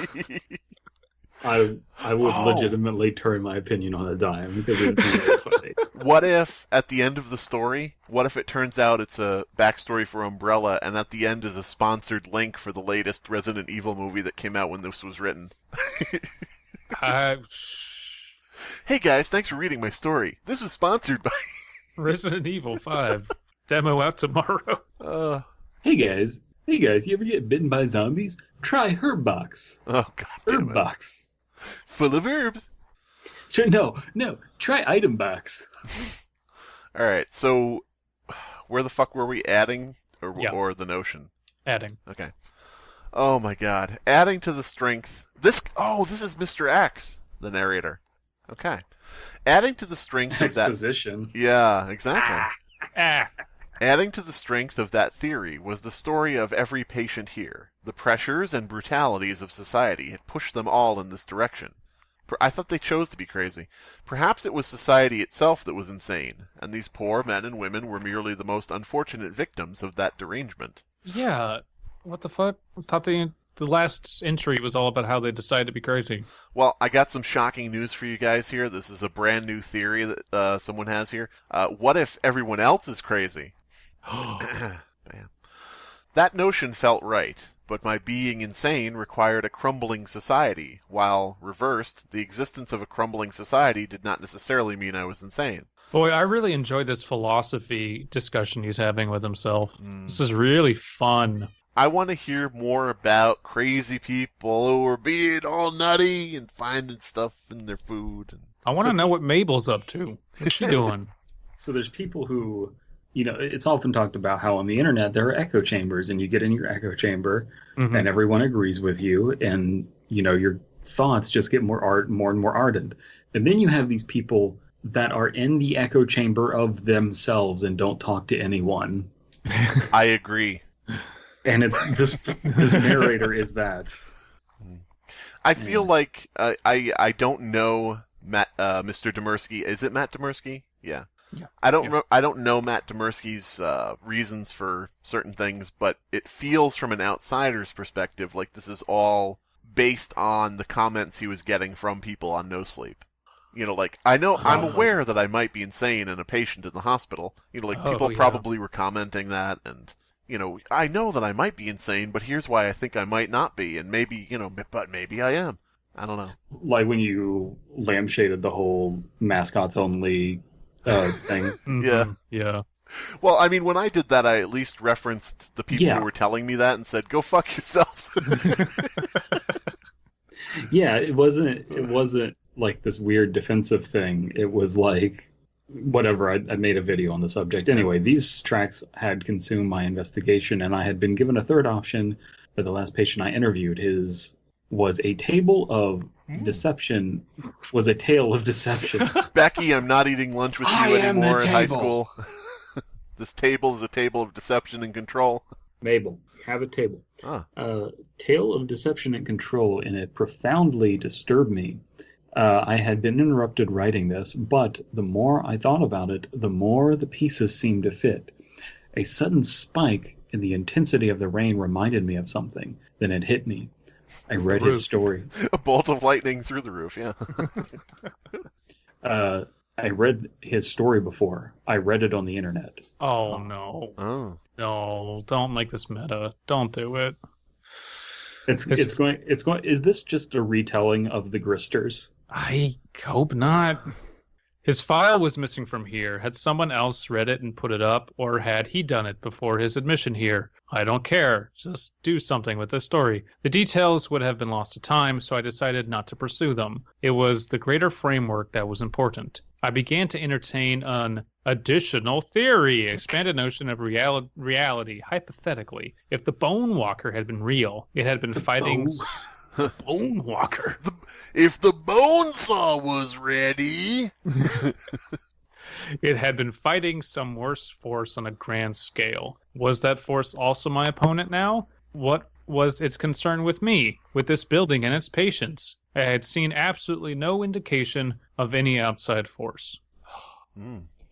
I remember stiffening then. I stood in the hall next to a window, spreading rain-dappled shadow patterns on the floor, knowing implicitly that I had hit upon the first iota of truth. I will say that this story has lost me, and I no longer am following it. Yeah. Like, I have no idea what the iota of truth is. Everything we've read up to now, it seems like utter, fluff. Nothing has happened. Nothing significant has happened. Utter fluff. Sounds like a delicious treat. Evidence was the deception. It had me delving in every direction except the right one. Unable to fully comprehend the massive idea building in my head, I was getting a raging clue. I made for the blind girl's room. I found her sitting in a different corner than before, but still writing.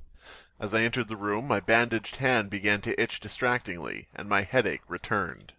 She was in a different corner than last time. It was almost as though she was mobile and confined to the room. I didn't know blind people could walk. She was in a different corner, the corner of the ceiling. Get down, you bad fat, I said. Maybe our author is confused. Maybe our narrator is confounded by this because our author is confusing the term blind and quadriplegic. God damn it. Well, there already was a quadruped. There's at least one quadruped in this story. Jeff Kaplan here. We're really happy to announce our new hero. In an effort to get more diversity in the game, we're introducing the character Quadruped. It's a dog. It's a lifeless ragdoll. You can stick explosives to him. Oh, why don't... God damn it.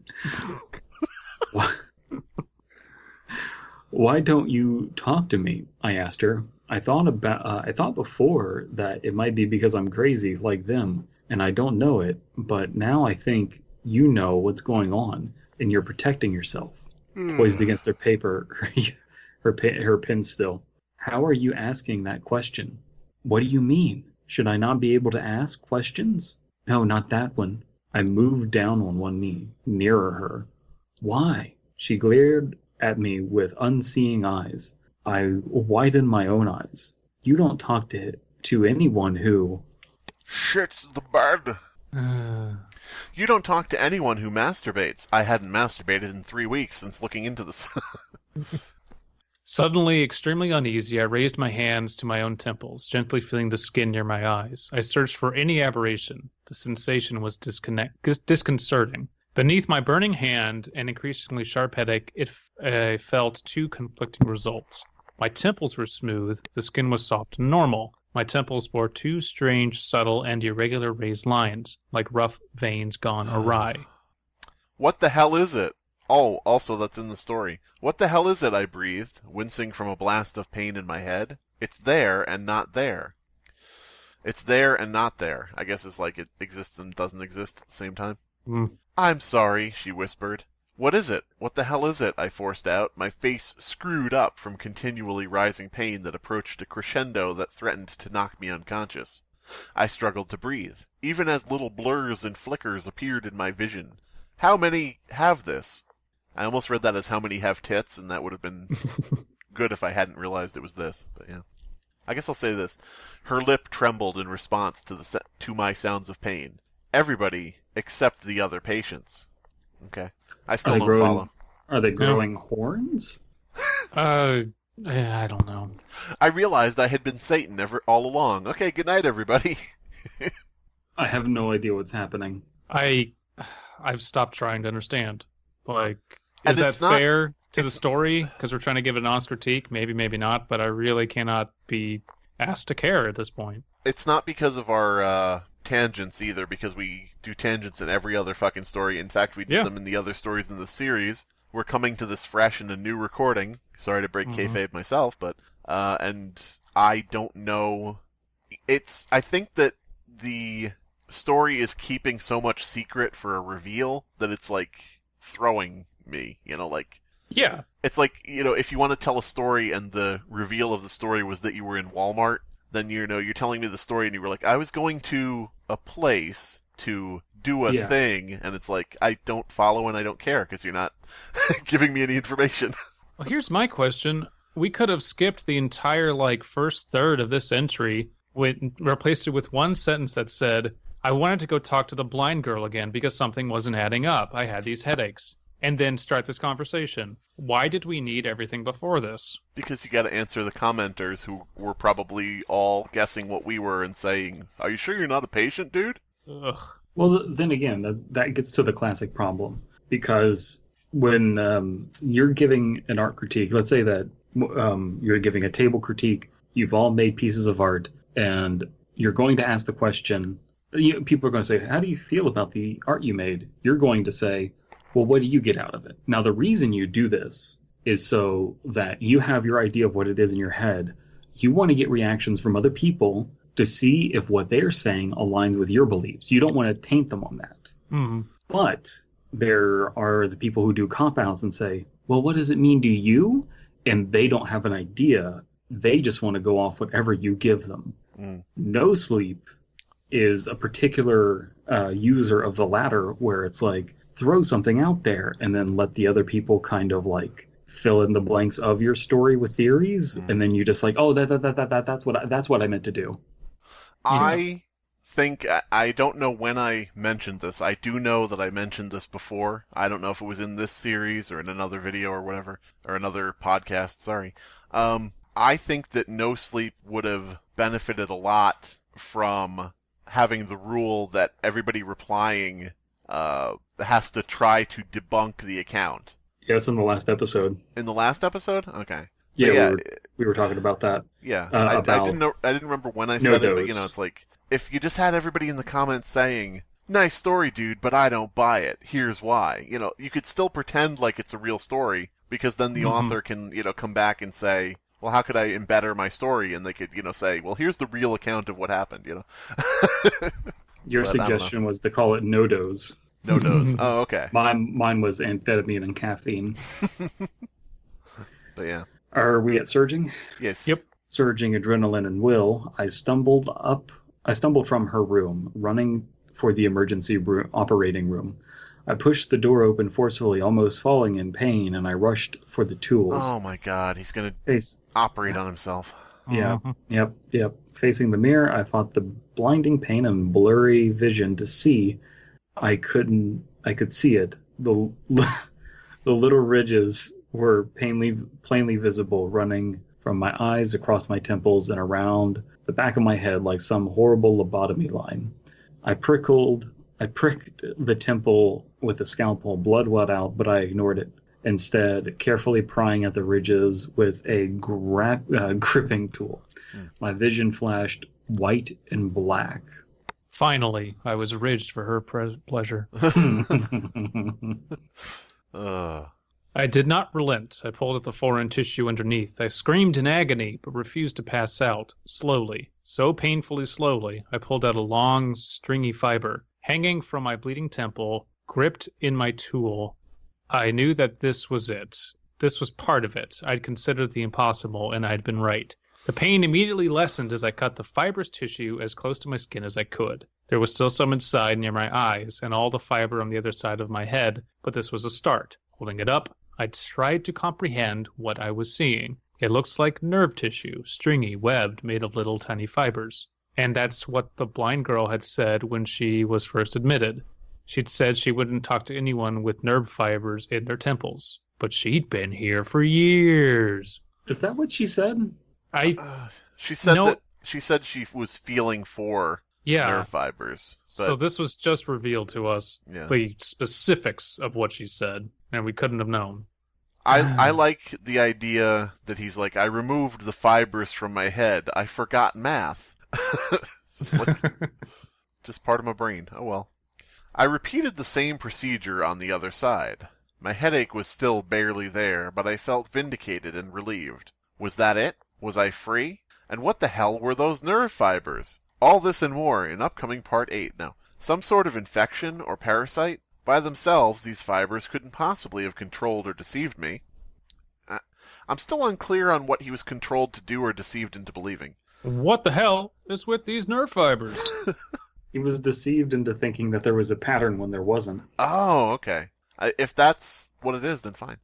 There simply wasn't enough tissue for complex interaction with the brain. In fact, the fibers looked like they were from an optic nerve. It was sensory tissue, designed to fool the senses? He's about to unlock 100% of his brain. That made a sick sort of sense. Connected to my eyes and ears and probably my brain, but you just said, for complex interaction with the brain, but it could be connected. Okay, whatever. Directly through my optic nerve, these fibers could completely deceive my senses, perhaps even my memories. She'd said I shouldn't have been able to ask that question. How much control did these fibers normally exert? And why was I now able to detect them, even remove them? I'll be honest. I don't know where this story is going. Well, I can tell you. I can tell you where the story is going. This is about the dangers of installing fiber optics. Mm-hmm. In your head. I mean optic fibers. Sorry, go ahead. Getting me, Mecha Constable. I bricked him when I was trying to put in custom firmware. Why can't you be happy with factory options? Because I'm not a lame-ass noob.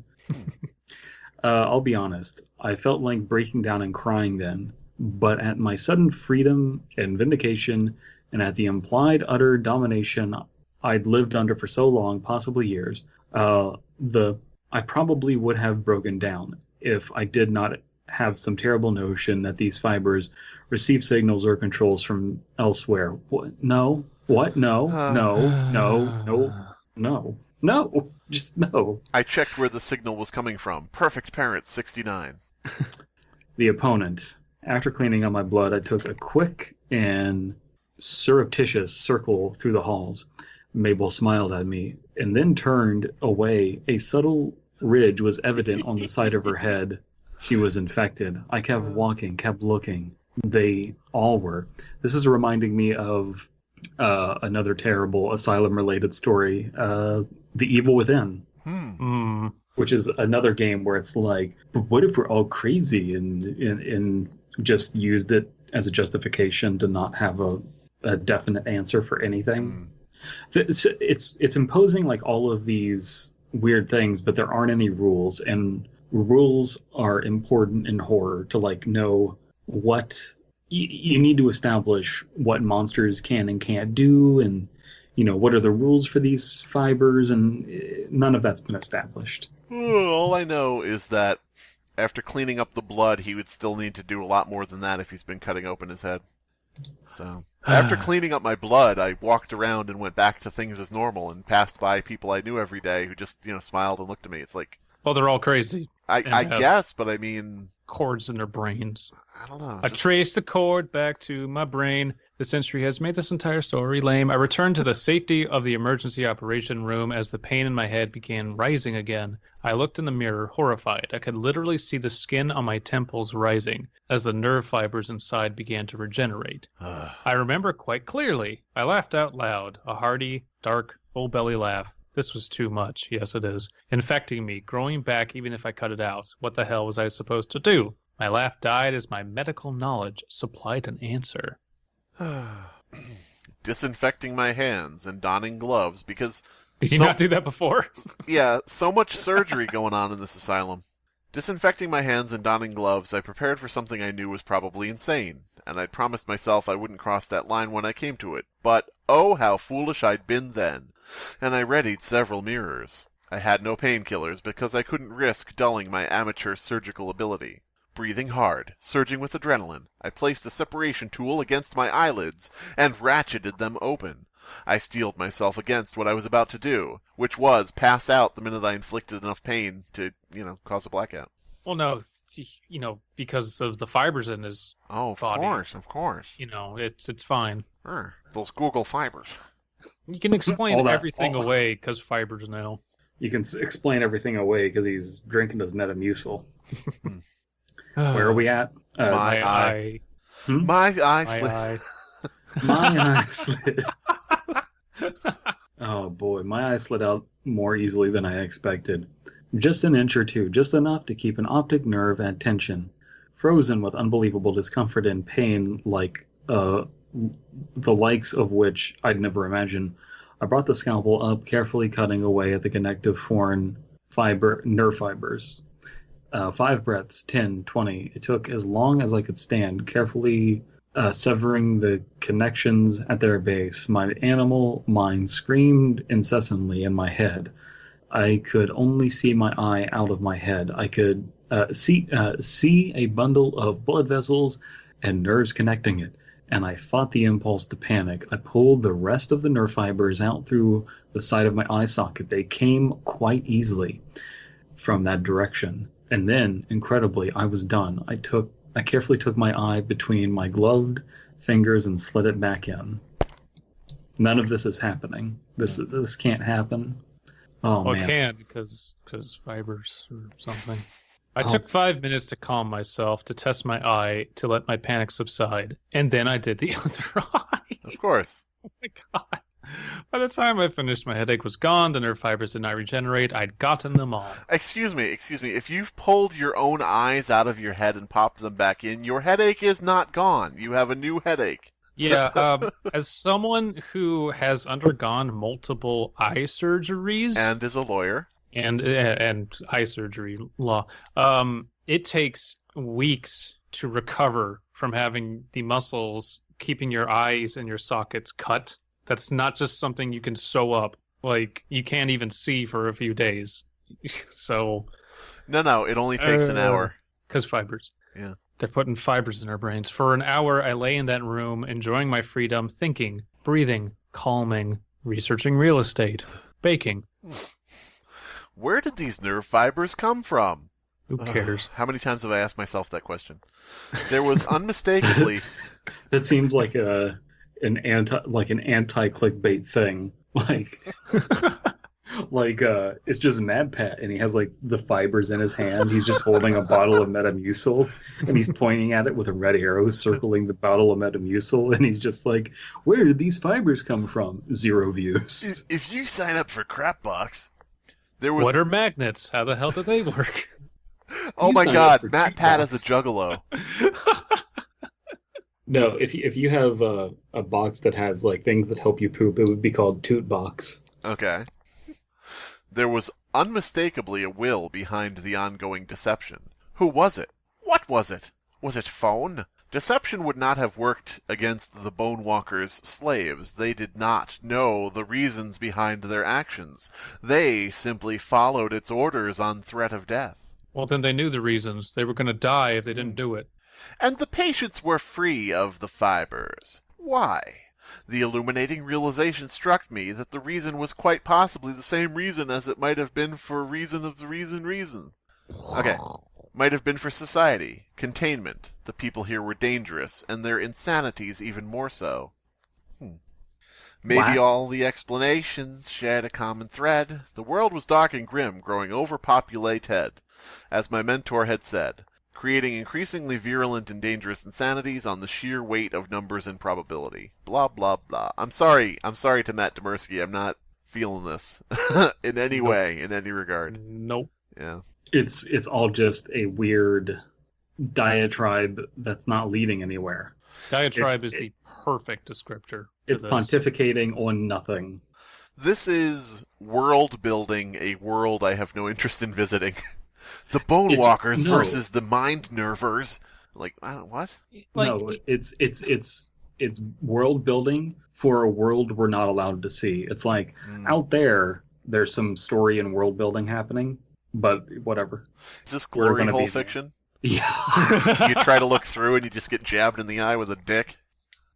That's a good way to put it. Sorry, Abysmii, you were saying something. I was just going to say, I'm thinking back to The Matrix, where they do world building for, in the beginning, like all this doom and gloom is at the beginning, and then the rest of the story is Neo breaking the barriers and making something of the world. Whereas this is the inverse of everything was weird, but I was a doctor and it was K. Oh, look, we're all doomed. There's nothing that anyone can do about it. And it's just like, okay, cool. Let's talk about this for another hour. Also, I have questions logistically. When you cut the nerve fiber from your eye, do you pull it out of your head like a drawstring from a pair of sweatpants, or what? Again, so it sounds like this person isn't actually a doctor and doesn't understand how medical procedures work, and neither am I, but I understand better than them. Mm-hmm. You know what I mean? Like, and I get the feeling that we wouldn't be so hard on this story if it wasn't so critically well received.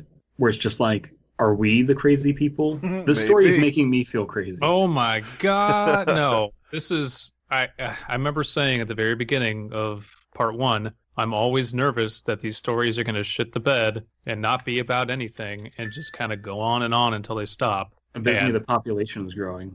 And the more it grows, the more insane people get. That's why crime is lower than usual. Implication, population, my desperation to understand what the fuck is going on. Well, you see, he's not going to cut his own eye out because of the implication.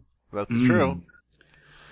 And maybe this other force, whatever had infected the people with nerve fibers, had used deception or some purpose. The step was obvious. I wouldn't want my nerve fibers connected to my brain, full of delusions and virulent ideas. I wouldn't want those ideas broadcasted through my network of nerve fiber controlled slaves, infecting them, ruining them, destroying them, and possibly freeing them. I was losing my mind. I knew it then, quite certainly. The painkillers, the exhaustion, the obsession. He keeps like casually mentioning painkillers like that has anything to do with anything. Like, Well, they were spiked, I guess. Maybe this is just a commentary on the opioid crisis. I let the others' patients' delusions get to me regarding their ideas as increasingly real, and there I was, free.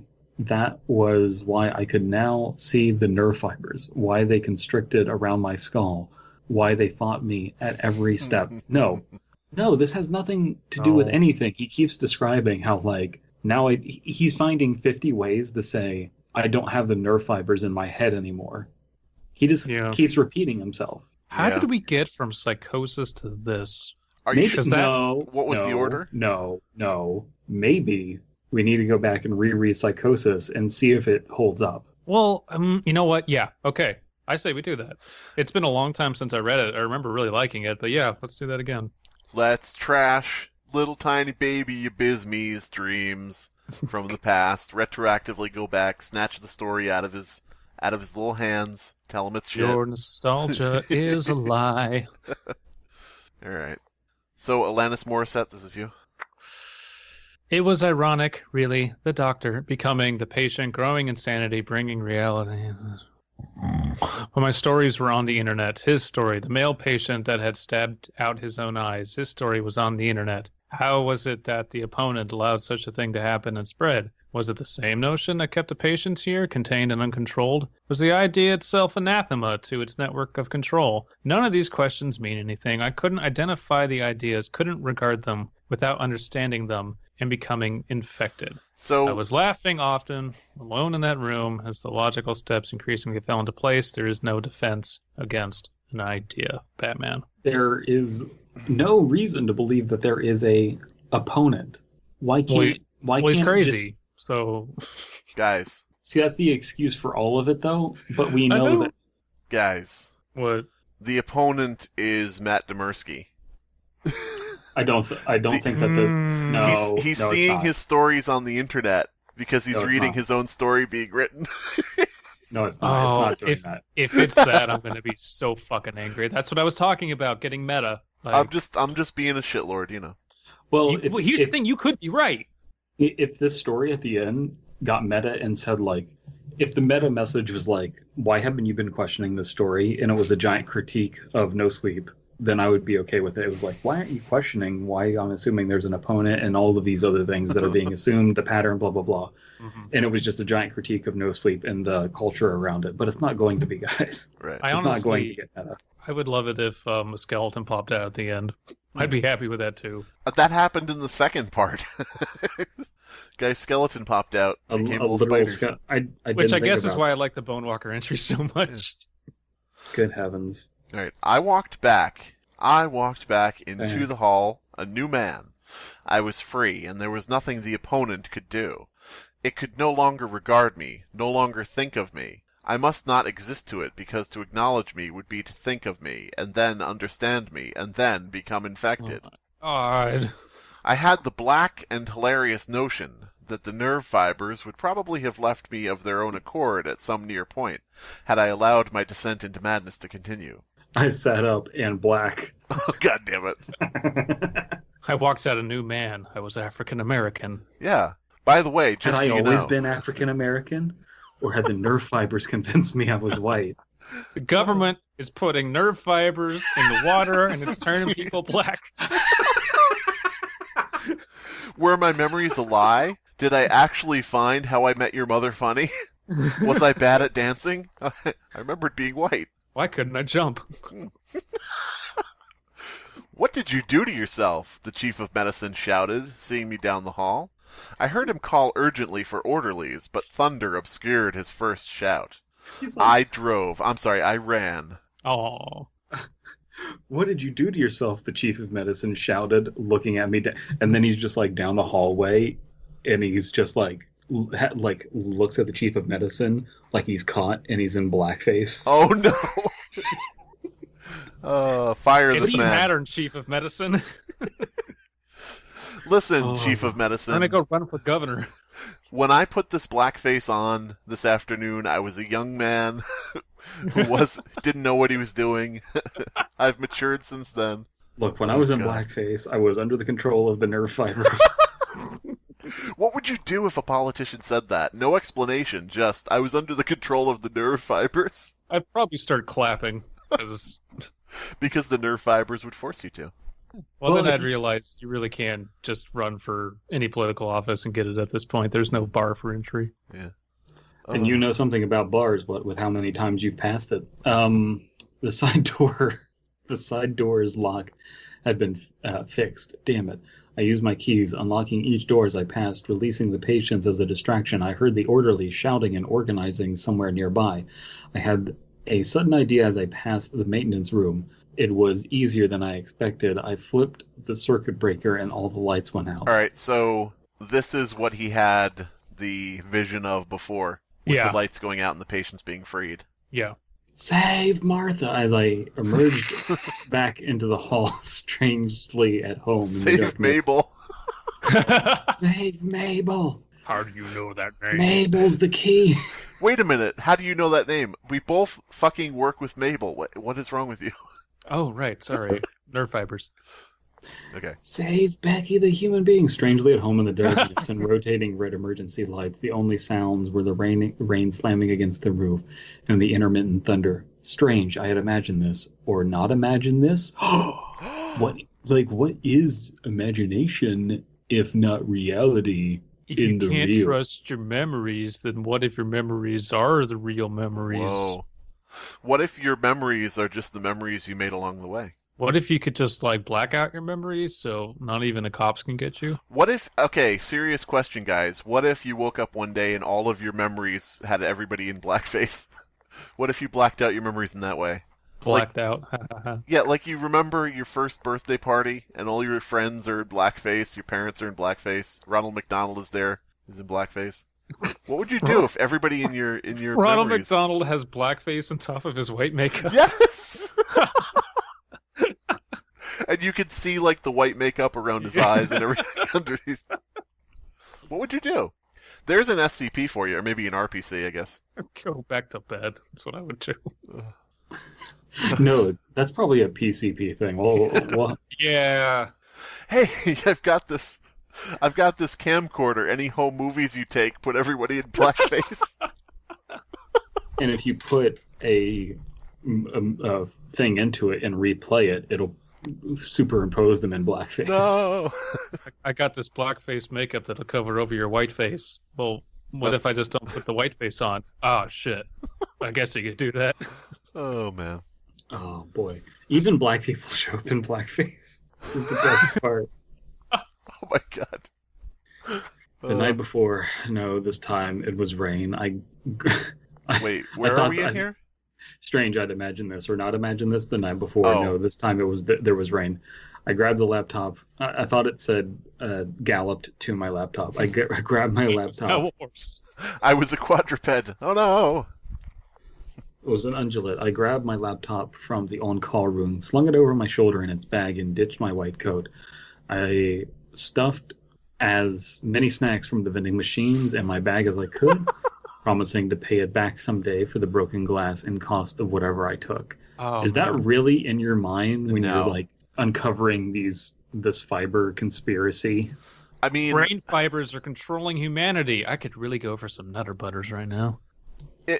Well, not the taking of snacks, but the man, I'm sorry I stole from this corrupt fiberhead world. I mean, I've been through, I don't know if you guys know about this, but I was recently through a natural disaster. Yeah. What? Yeah. Called living in North Carolina. in North Carolina. There Yeah, you go. pretty much. But yeah, I mean, there was a guy going around the neighborhood basically keeping everything in check. People had left behind their pets. Yeah. So instead of letting them die, he was breaking windows and getting them out and stuff like that, and, giving them to animal control who came by in a boat, and shit like that. And he was just going around to people's yards taking anything he needed. And I was like, good, he's taking care of shit. I can take care of my own house and my own stuff. He's taking care of everything else. So not only did he not think twice about stealing from his own neighbors in a time of emergency, but his neighbor was like, yeah, take whatever go you for fucking it. want. Just make sure that I don't have to deal with shit, Yeah. So, I mean, taking snacks from a vending machine, I don't think No. I'd worry about that. I think I'd probably do that just in my everyday life, even if I didn't need it. Alright, so is this me now?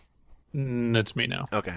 Screams and grunts filled the shifting darkness. I could hear staff members shouting and trying to find one another. I could hear patients muttering, and somebody screamed in pain. I smiled as I crept through the darkness. The confusion was working perfectly. Thunder shook the building as I approached the main door. The area was empty as the orderlies contended with the escaped patients. I was free. "Wait!" he called. As I put my hand against the door, I could hear rain slicking the other side. "Don't do it!" It was my mentor.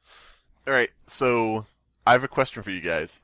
Okay. Why did he think he was going to be held there? Why did he feel like he needed to escape? All that happened was he saw the chief of medicine who expressed concern over him cutting himself. I mean, either he's crazy and we just say, well, paranoia is the reason he thinks he has to escape, or there's no reason he has to escape. Well, he did just say that the fiber people weren't going to acknowledge him because that would be anathema. So yeah, what does he have to worry about? Yeah. He's free and basically like annulled to everything around him. So what does he care? All right, so now his imaginary mentor, the 8-foot-tall rabbit, is here. "I've been following your actions as best I could," he explained, concerned. "That patient at the end of the far wing, we keep him back there, attended as little as possible, for a reason. Remember what I said to you?" No. I stared back at him, ready to bolt through the door, but willing to hear him out. Hey guys. Oh, no. Hey guys. No. Hey guys. His psychosis. It's infected you. He shouted. Fuck. They said the title. He shouted over the grunts and screams from the back halls. And I know you believe insanity is a choice. Choose to stay, to remain here, to be part of the staff and real life. I turned away, ready to leave, and angry. I took the blue pill. Yeah. Guys. What? Oh my god. His psychosis has raked across your brain like a smile dog. And Slenderman'd you in the Jeff the Killer. Go ahead. Ben, drown your worries with some beer. That's not a high enough alcohol content. It is if it's nuclear atomic penguin. Oh, man. Turned away, ready to leave. "What's out that door for you?" he asked loudly. "What are you going to do? Run? Hide from society? Hurt people for whatever reason you've come to believe?" His reasoning and compassion made sense, perfect sense. I hesitated. Was I really that far gone? What if I did accept that reality, whether the entity was deceiving me or not? Life was decent enough, right? At this moment. This was the moment. I felt it. Out that door was I was de facto insane, at least compared to whichever reality society brought as true. Here I was one of them, a staff member accepted, normal.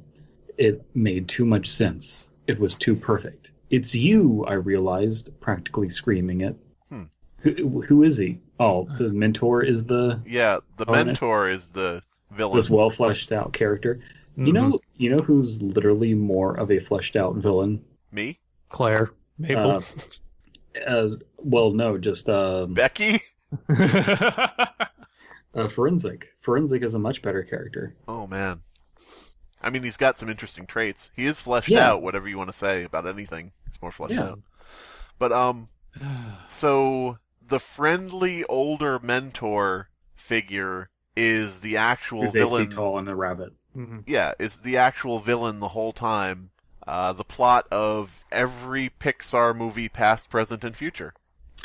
Oh yeah, the mentor that is a real deep character that we learned about in the last entry. The guy who seems to have your best interests at heart and is in charge and seems magnanimous and wants the best for you actually is evil. I haven't seen that in Toy Story, Toy Story 2, Toy Story 3, Toy Story 4. I do love that this is Psychosis 2: Escape from the Asylum. Actually, I don't love that. I hate it. I don't think I can go back and revisit Psychosis now. It's been ruined because it's tainted with this. I don't think I can do it. I mean, we can do like our own hatchet job and just remember the parts that we liked. I mean, I can try to separate it, but it's going to be real hard. Yeah. That's my whole thing with Candle Cove. I don't read any of the dumb spin-offs that don't make any sense. But this is by the same author who's looping it. I mean, we're saying that it's being looped in, and it really seems like it is. Dude, they said psycho. It is. It's the same. It's supposed to be in the same Psychosis cinematic universe. I mean, I probably am guilty of this because I have written sequels to my own stories that are strange and inadequate and ruin things, but I do it for a purpose. I mean, I don't want to be like too up my own ass, so I'll touch on this very briefly, but I wrote a story about a guy who edits videos, and then I wrote a second story that is like a terrible sequel to that because it's supposed to be like a terrible movie sequel that trespasses on the grave of the previous story.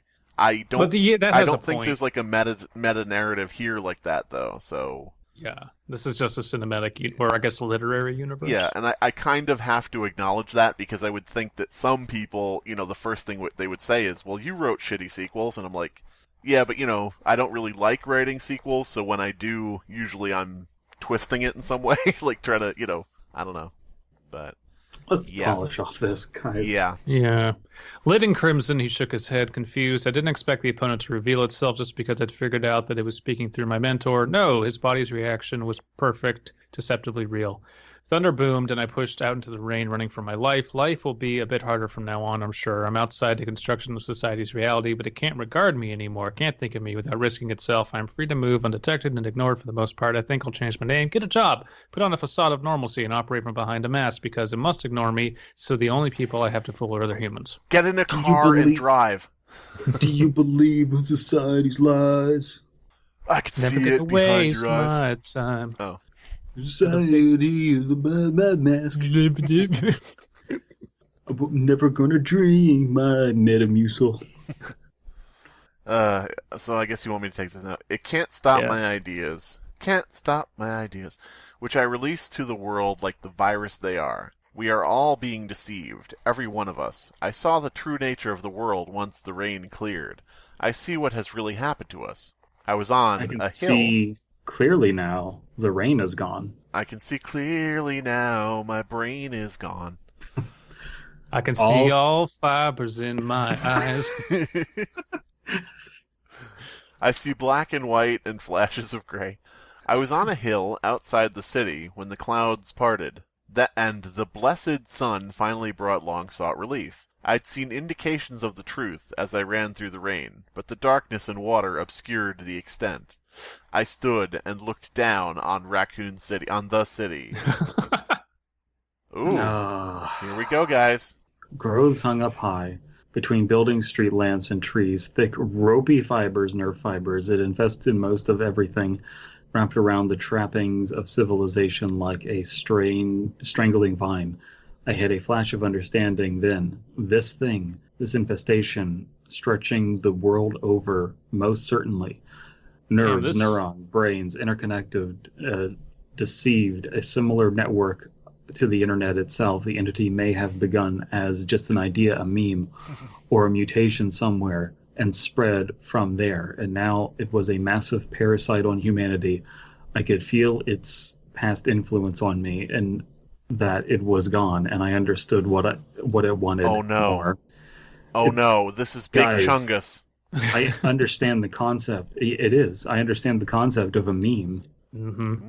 Like, oh my god, guys, do you know what memes are? This took 6 parts to make a meme or try to make a meme scary. I think this wasn't planned at the beginning, to be honest. No. I could be wrong. Only the writer knows, but it could have been planned at the beginning, but then again, the whole thing of like a mimetic horror villain is just not scary here, because like the reason that Ben Drown was successful was because the idea was that Ben's entity got uploaded to the internet. Is like the twist that happens in the truth.rtf. Here it's just like, oh no, psychosis has already affected everyone. But we know that it hasn't because nothing sucks. It's not like we're living under the oppressive conditions of the character in psychosis. Yeah. I don't know, man. It wants more people, more brains, more stress, more consumption. It loves caffeine. It loves stimulants of any kind, but caffeine especially. It wants you to drink. How do you know? Doesn't matter. Doesn't matter. Receipts. Tell me. He sees a bunch of mind-controlled firemen with their hose, spraying espresso onto the fibers. It wants you to drink more, it wants you to eat more, it wants you to consume and reproduce as it guides the human race towards some dark and unknown goal, reproduction, while the pressure creates humanity's own needs sharpened to the extreme, crush whole swaths of people underfoot. Whether sources. Keep reading. I'm just going to interject when I feel it necessary. Citation needed. Whether it be body image or the desperation of being poor or on the street, or financial slavery to massive debt, or the need for affection, or in my case, the basic desire to believe that suffering is not the normal fundamental nature of life. Whatever you stress your weakness, it will grind increasing numbers of us up and push us past our limits of will and reason, for it is society and it is us, and we are all expendable. Now, the alternative is that he actually is just crazy and he's hallucinating this, but No, don't care. But today is the first day of the resistance. I post now from a McDonald's bench, and Ronald is turning to look at me. No, I look at the McDonald's, and I see that the Ronald McDonald statue is in blackface and covered in fibers, and I asked, how did McDonald's end up like this? And I know I'm sane. This all started when McDonald's started serving coffee, and then they burned people with it. And it's all come full circle. Yeah. So a lot of stories end up like this. I'm with my laptop and I'm posting now as the world ends. I post now from free wireless at a coffee shop, smiling at passers-by. The opponent cannot regard me, and everyone else is consumed in their own private struggle against society's extreme and rising pressures. They're all too stressed to notice that someone like me, someone insane as compared to society's reality, is sitting among them. After this post, I'll disappear even from here, and no one will be the wiser. I'll get in my car and just drive. We truly do live in a fiber society. Mm-hmm. I'll take the last line. I'll take the honors of that. But don't worry. This is my life's work now. I took my scalpel and tools with me. I will find you, and I will free you all, one pair of eyes at a time. He becomes a serial killer. This has fulfilled so many tropes. You're gonna pluck the eyes out of 8 billion people. Sure. That's like 12 billion eyes. Yeah. 16. Well, some people who don't have eyes. Yeah. True. Don't have one eye or something. So. I'm going to take this opportunity to remind everybody that I don't dislike Matt Dymerski. When you have to say that, you know it's been a good time. I mean, I've read 3 of his stories now, 2 that we've read on the podcast, and even if I'm not always down with what he's writing, I do think he's a competent writer. This story is just, like, of what I've read, his worst work. How many parts is the story again? 5? 6. Okay, we've read 6 of his stories on this podcast. 6, I guess 7, because there was that one, Let's Not Meet, I think. Oh, really? Okay, well, yeah. I liked the first one. The second one I was holding on for. It wasn't that bad. I know that sounds dismissive and everything, but you get what I'm saying. Yeah. And then from there, I liked them less and less, till the last one being the one I liked the least. But yeah, funny how that works. The more it focused on the Doctor, the less I liked it. Yeah. I liked it in the episodic format, but I think this is something that happens just in general to like every form of media, because there have been shows that I have enjoyed where I'm like, I'm really enjoying this television show. This is really great. Every episode is a different story, and then they get season 2 or season 3, and the episodes are all part of an ongoing story arc. And they're not episodic, they're not self-contained, and that's where they lose me. And I think that this happens with a lot of things where, now it's important, now there's a big epic thing going on, and I'm like, well, not invested in the big epic thing, so... Well, the big epic thing becomes hard to manage when you're having various writers writing different episodes. Mm. And here, you kind of have a similar problem that's coming from a different place, which is...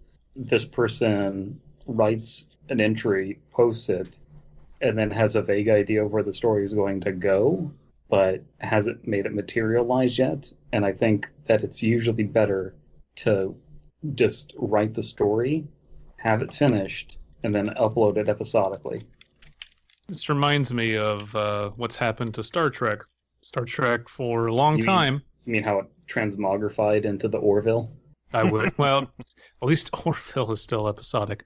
And it's a good show. Star Trek used to be just there are occasional two-parters, granted. Some franchises had kind of long storylines, such as Deep Space Nine, which had the whole war. But for the most part, for decades and decades, it was one contained episode, get an idea out there, attempt to solve it, have a good time.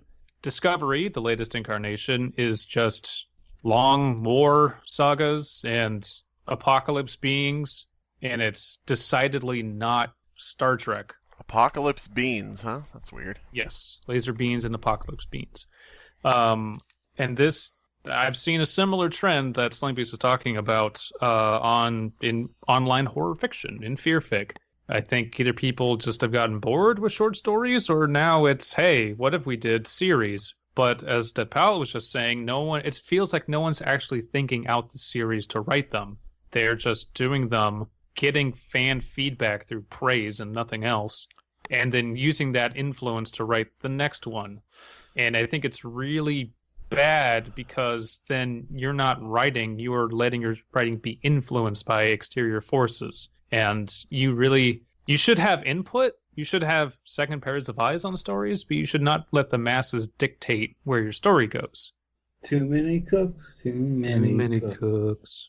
I think that there's not enough smoke being blown up my ass for writing Abandoned by Disney and then writing a completely different format of sequel and then writing a completely different format of next story instead of I'm the same blogger and now Mickey, is about to, open my brain and operate on me and make me love Disney, and he's going to replace my skull cap with a Mickey hat.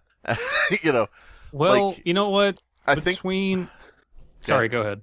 I was going to say, I think that is, and I'm, sort of joking about, for anybody who can't tell, I'm joking about the fact that I would have to be great for doing that or whatever, but the, thing I would like to see with this is I would have loved to have seen some other format of the end of the story, because what it does is it starts out with an interesting format and then it devolves back into the normal narrative. I would have liked to have seen something wildly different for the end. Like, even if it's just a log of a conversation between the doctor and the person who's his mentor or something. Just the notes of a conversation they had, or something just different than the standard thing of right now I'm standing on a hill and the day is breaking. I look down at the people below and, I don't know. Well, I'll say this about the Abandoned by Disney saga. It had rules and it stuck to them, and the format was pretty straightforward. Person finds out something disturbing about Disney. There's an encounter that subverts the happy, family-friendly Disney facade, and then he gets in too deep and says, I'm out. And compared to this and other stories like it, there's this huge mystery, guys. Holy shit, this happened. Holy shit, this happened. And also, but maybe I'm crazy. But then, oh my God, and it just keeps going and going and going. And the rules get either abandoned or so twisted that it almost feels like it doesn't matter. Logic doesn't matter. Insane. Yeah, it doesn't matter. None of it matters. It's just, how do I feel in this moment? Oh, I got my little injection of weird creepiness today. I'll check in next week. Roses are red. McDonald's serves fries. I have a scalpel and I'm coming for your eyes.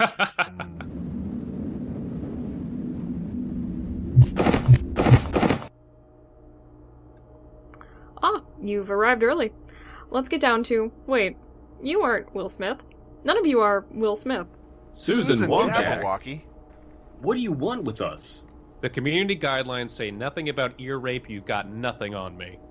Those pregnant Spider-Man videos were for research purposes. Are you the one making all the Naruto Linkin Park AMVs in 480p, you fucking whore? Now listen, I don't know what you've heard about me, but trust me when I say I have your best interests at heart. Where is Elias? Have you touched a hair on his adorable head? My fellow YouTubers, we got him. Wait a minute. I recognize that Chicago twang. If you like, you're Elias. You can keep him. After I'm done with him. It can't be?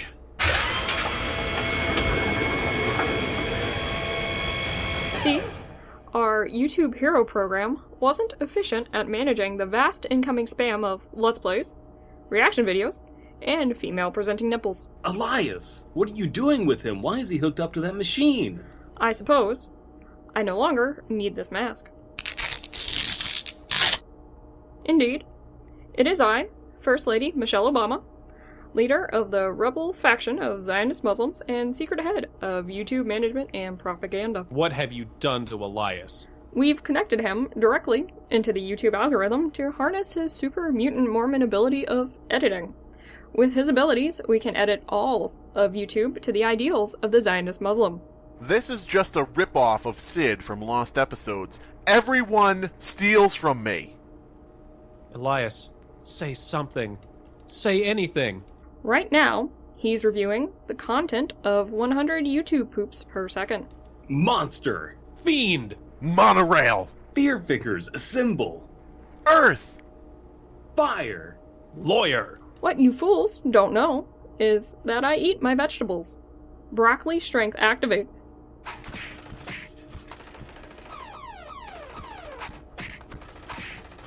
Oh man, this fight is so epic. It's like there's all kinds of lasers and Michelle's riding a giant crab enemy. Whoa, and there's the scream bear from that movie nobody watched. Wow, she's called upon Dwayne "The Rock" Johnson and Will Smith to fight by her side. Now they're fusing into Dwill the Prince John Smith. Whoa, it sure would suck if the only medium you had to experience all of this epic Fortnite-style battle royale adventure was audio. Time to employ our secret weapon. God damn it, DP, stop whipping out your dick. Hey, Michelle, I've got a bunch of advertisers on the phone who want to pull out of Google AdSense. All I had to do was send them a video of PewDiePie eating black rice. No! However, will YouTube maybe one day turn a profit despite our mounting debts? Don't ruin this for me. And with that, our intrepid heroes leave the defunct stinkhole of YouTube headquarters and, using their patented Fearfic propeller beanies, make the long journey home. During their adventure, they discovered how much they'd come to rely on the hard work and dedication of Elias. With their newfound appreciation, they went on to the next fear fiction story with a renewed vigor and lust for life. Thank you, everyone who helped out while we were looking for Elias. We had a bunch of people working with us, collaborating with us, and we're really happy with how this month's episodes have come out. We're happy with the reactions that people got invested. We love Elias, and we're glad to have him back. So this time we're going to have a bunch of plugs, a lot more plugs than normal. Yeah. Because we haven't been doing them. So Chelsea has a website, cfcomer.com. That's cfcomer.com. / private / for Brandon's eyes only. / Yes. fursuit.avi. Chelsea, huge furry, her entire art catalog, just very colorful furry art. No, it's all very gruesome horror related stuff. So go check that out. Anyone else want to pitch in? We're talking about people who were involved in the Elias arc? Yes. See, that's something you guys are probably going to have to do more of because I didn't have anything. Okay, then I'm just doing all of it. So, Cinema Nippon, for people who haven't checked out the Cinema Nippon channel, there's a bunch of great videos there on Japanese cinema. One that I would highly recommend is their video on the horror film Audition. Audition is a really cool horror film. They have a really interesting take on it. There's a piano wire. It's a cool movie if you are into gory stuff. Animal Fact Files. Well, again, I just want to stress for anybody that is Cinnamon Peapod. Cinnips, as I like to call them, abbreviated. Animal Fact Files is a very kid-friendly channel. about animals. You want to learn a little bit about an animal. It's fun for all ages. Bring out the kids. It's basically like a petting zoo, but a YouTube channel. Hey, lovely. Hey. They have a video. My favorite one that they've done is a video on the golden jackal. Interesting origin to that one. Specifically on the fourth day when God made the golden jackal. That's the day that God invented the golden jackal, and they go into all the Bible verses talking about the golden jackal. So it's absolutely a wonderful, wholesome, good for your Christian Bible camp. Mm-hmm. Okay. I wish they would make one golden jackal movie that doesn't show his origin, but yeah. Yeah.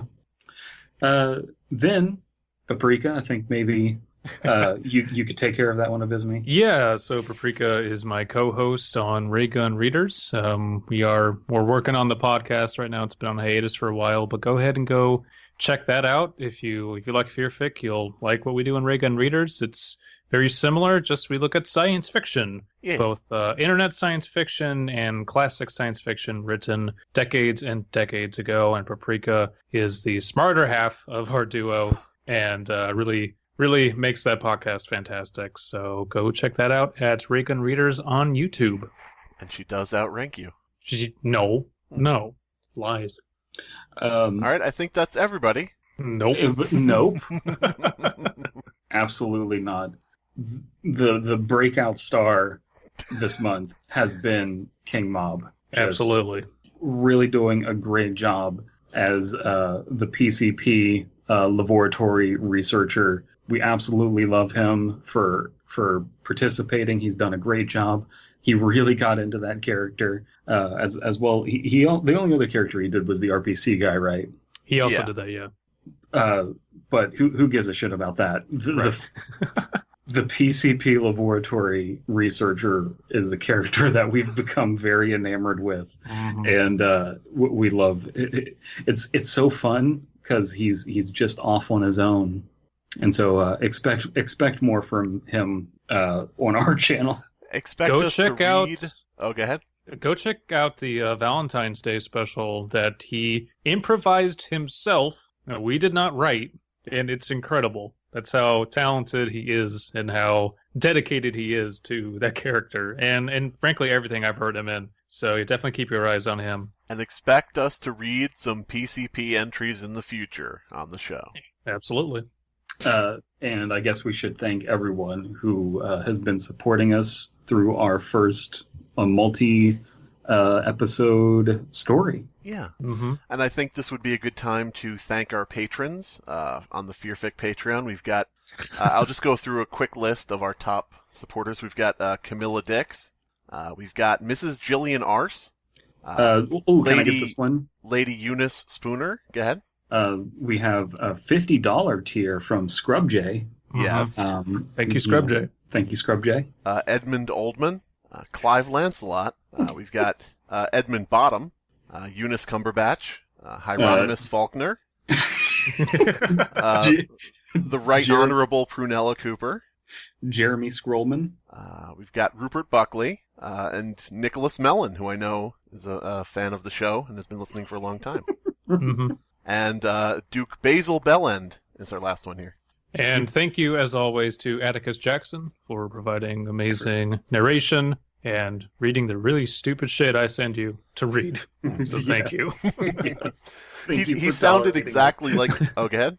Thank you for tolerating us. He sounded exactly like the dude from SpongeBob, too. People are going to think we just used a clip from the show. We're going to get copyright struck. It's going to suck. Yeah, but that was him. All right. So is that everybody? We thanked everyone? That is everybody. Yeah. We don't need to thank Elias because saving him was thanks enough. He did nothing this month. Yeah, that's true. He had a fucking vacation. I would say dock his pay, but he's an intern. We'll dock his college credit. I don't think that Mormons use money. I think they're on some sort of like Mormon credit system. Well, they tithe, so they have to use some type of currency. I think they use seashells, which is interesting because they're landlocked. Well, there's the Salt Lake. Oh yeah, Salt Lake seashells. Yeah. So it's a finite amount, which keeps the that economy closed. And see, that's what people don't know is that she sells down by the seashore. You know that Sally. Yeah. Sally she's a Mormon, Really? and she's actually a banker. Yeah. Oh, she's selling seashells for seashells. Salt Lake seashells. Yeah, she's a Mormon banker. That's the old Mormon urban myth. Maybe they use money now, but they just have the slang of like, hey, how many she shells did she have? How's that for seashell? This Hey. episode is already a million years long. We need to cut this off. Hey, Sally, you don't know me. I can stop drinking anytime I want.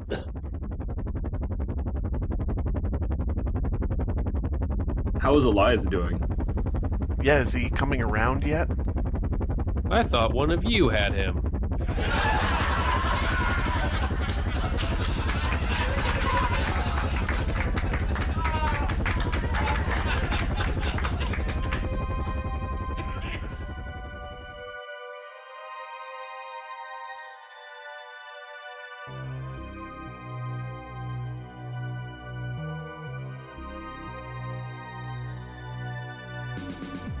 Thank you for listening to the Fear Fiction Podcast. Dead Palette, Slimebeast, and Abysmii would like to thank the following individuals for lending their voice talents in order of appearance. Paprika from Ray Gun Readers as SCP Researcher and Tiki Toby. King Mob as RPC and PCP Researcher. Eli and Kylie from Cinema Nippon and Animal Fact Files as Russian Slenderman and YouTube Receptionist, respectively. CF Comer as Susan Wojcicki and Michelle Obama.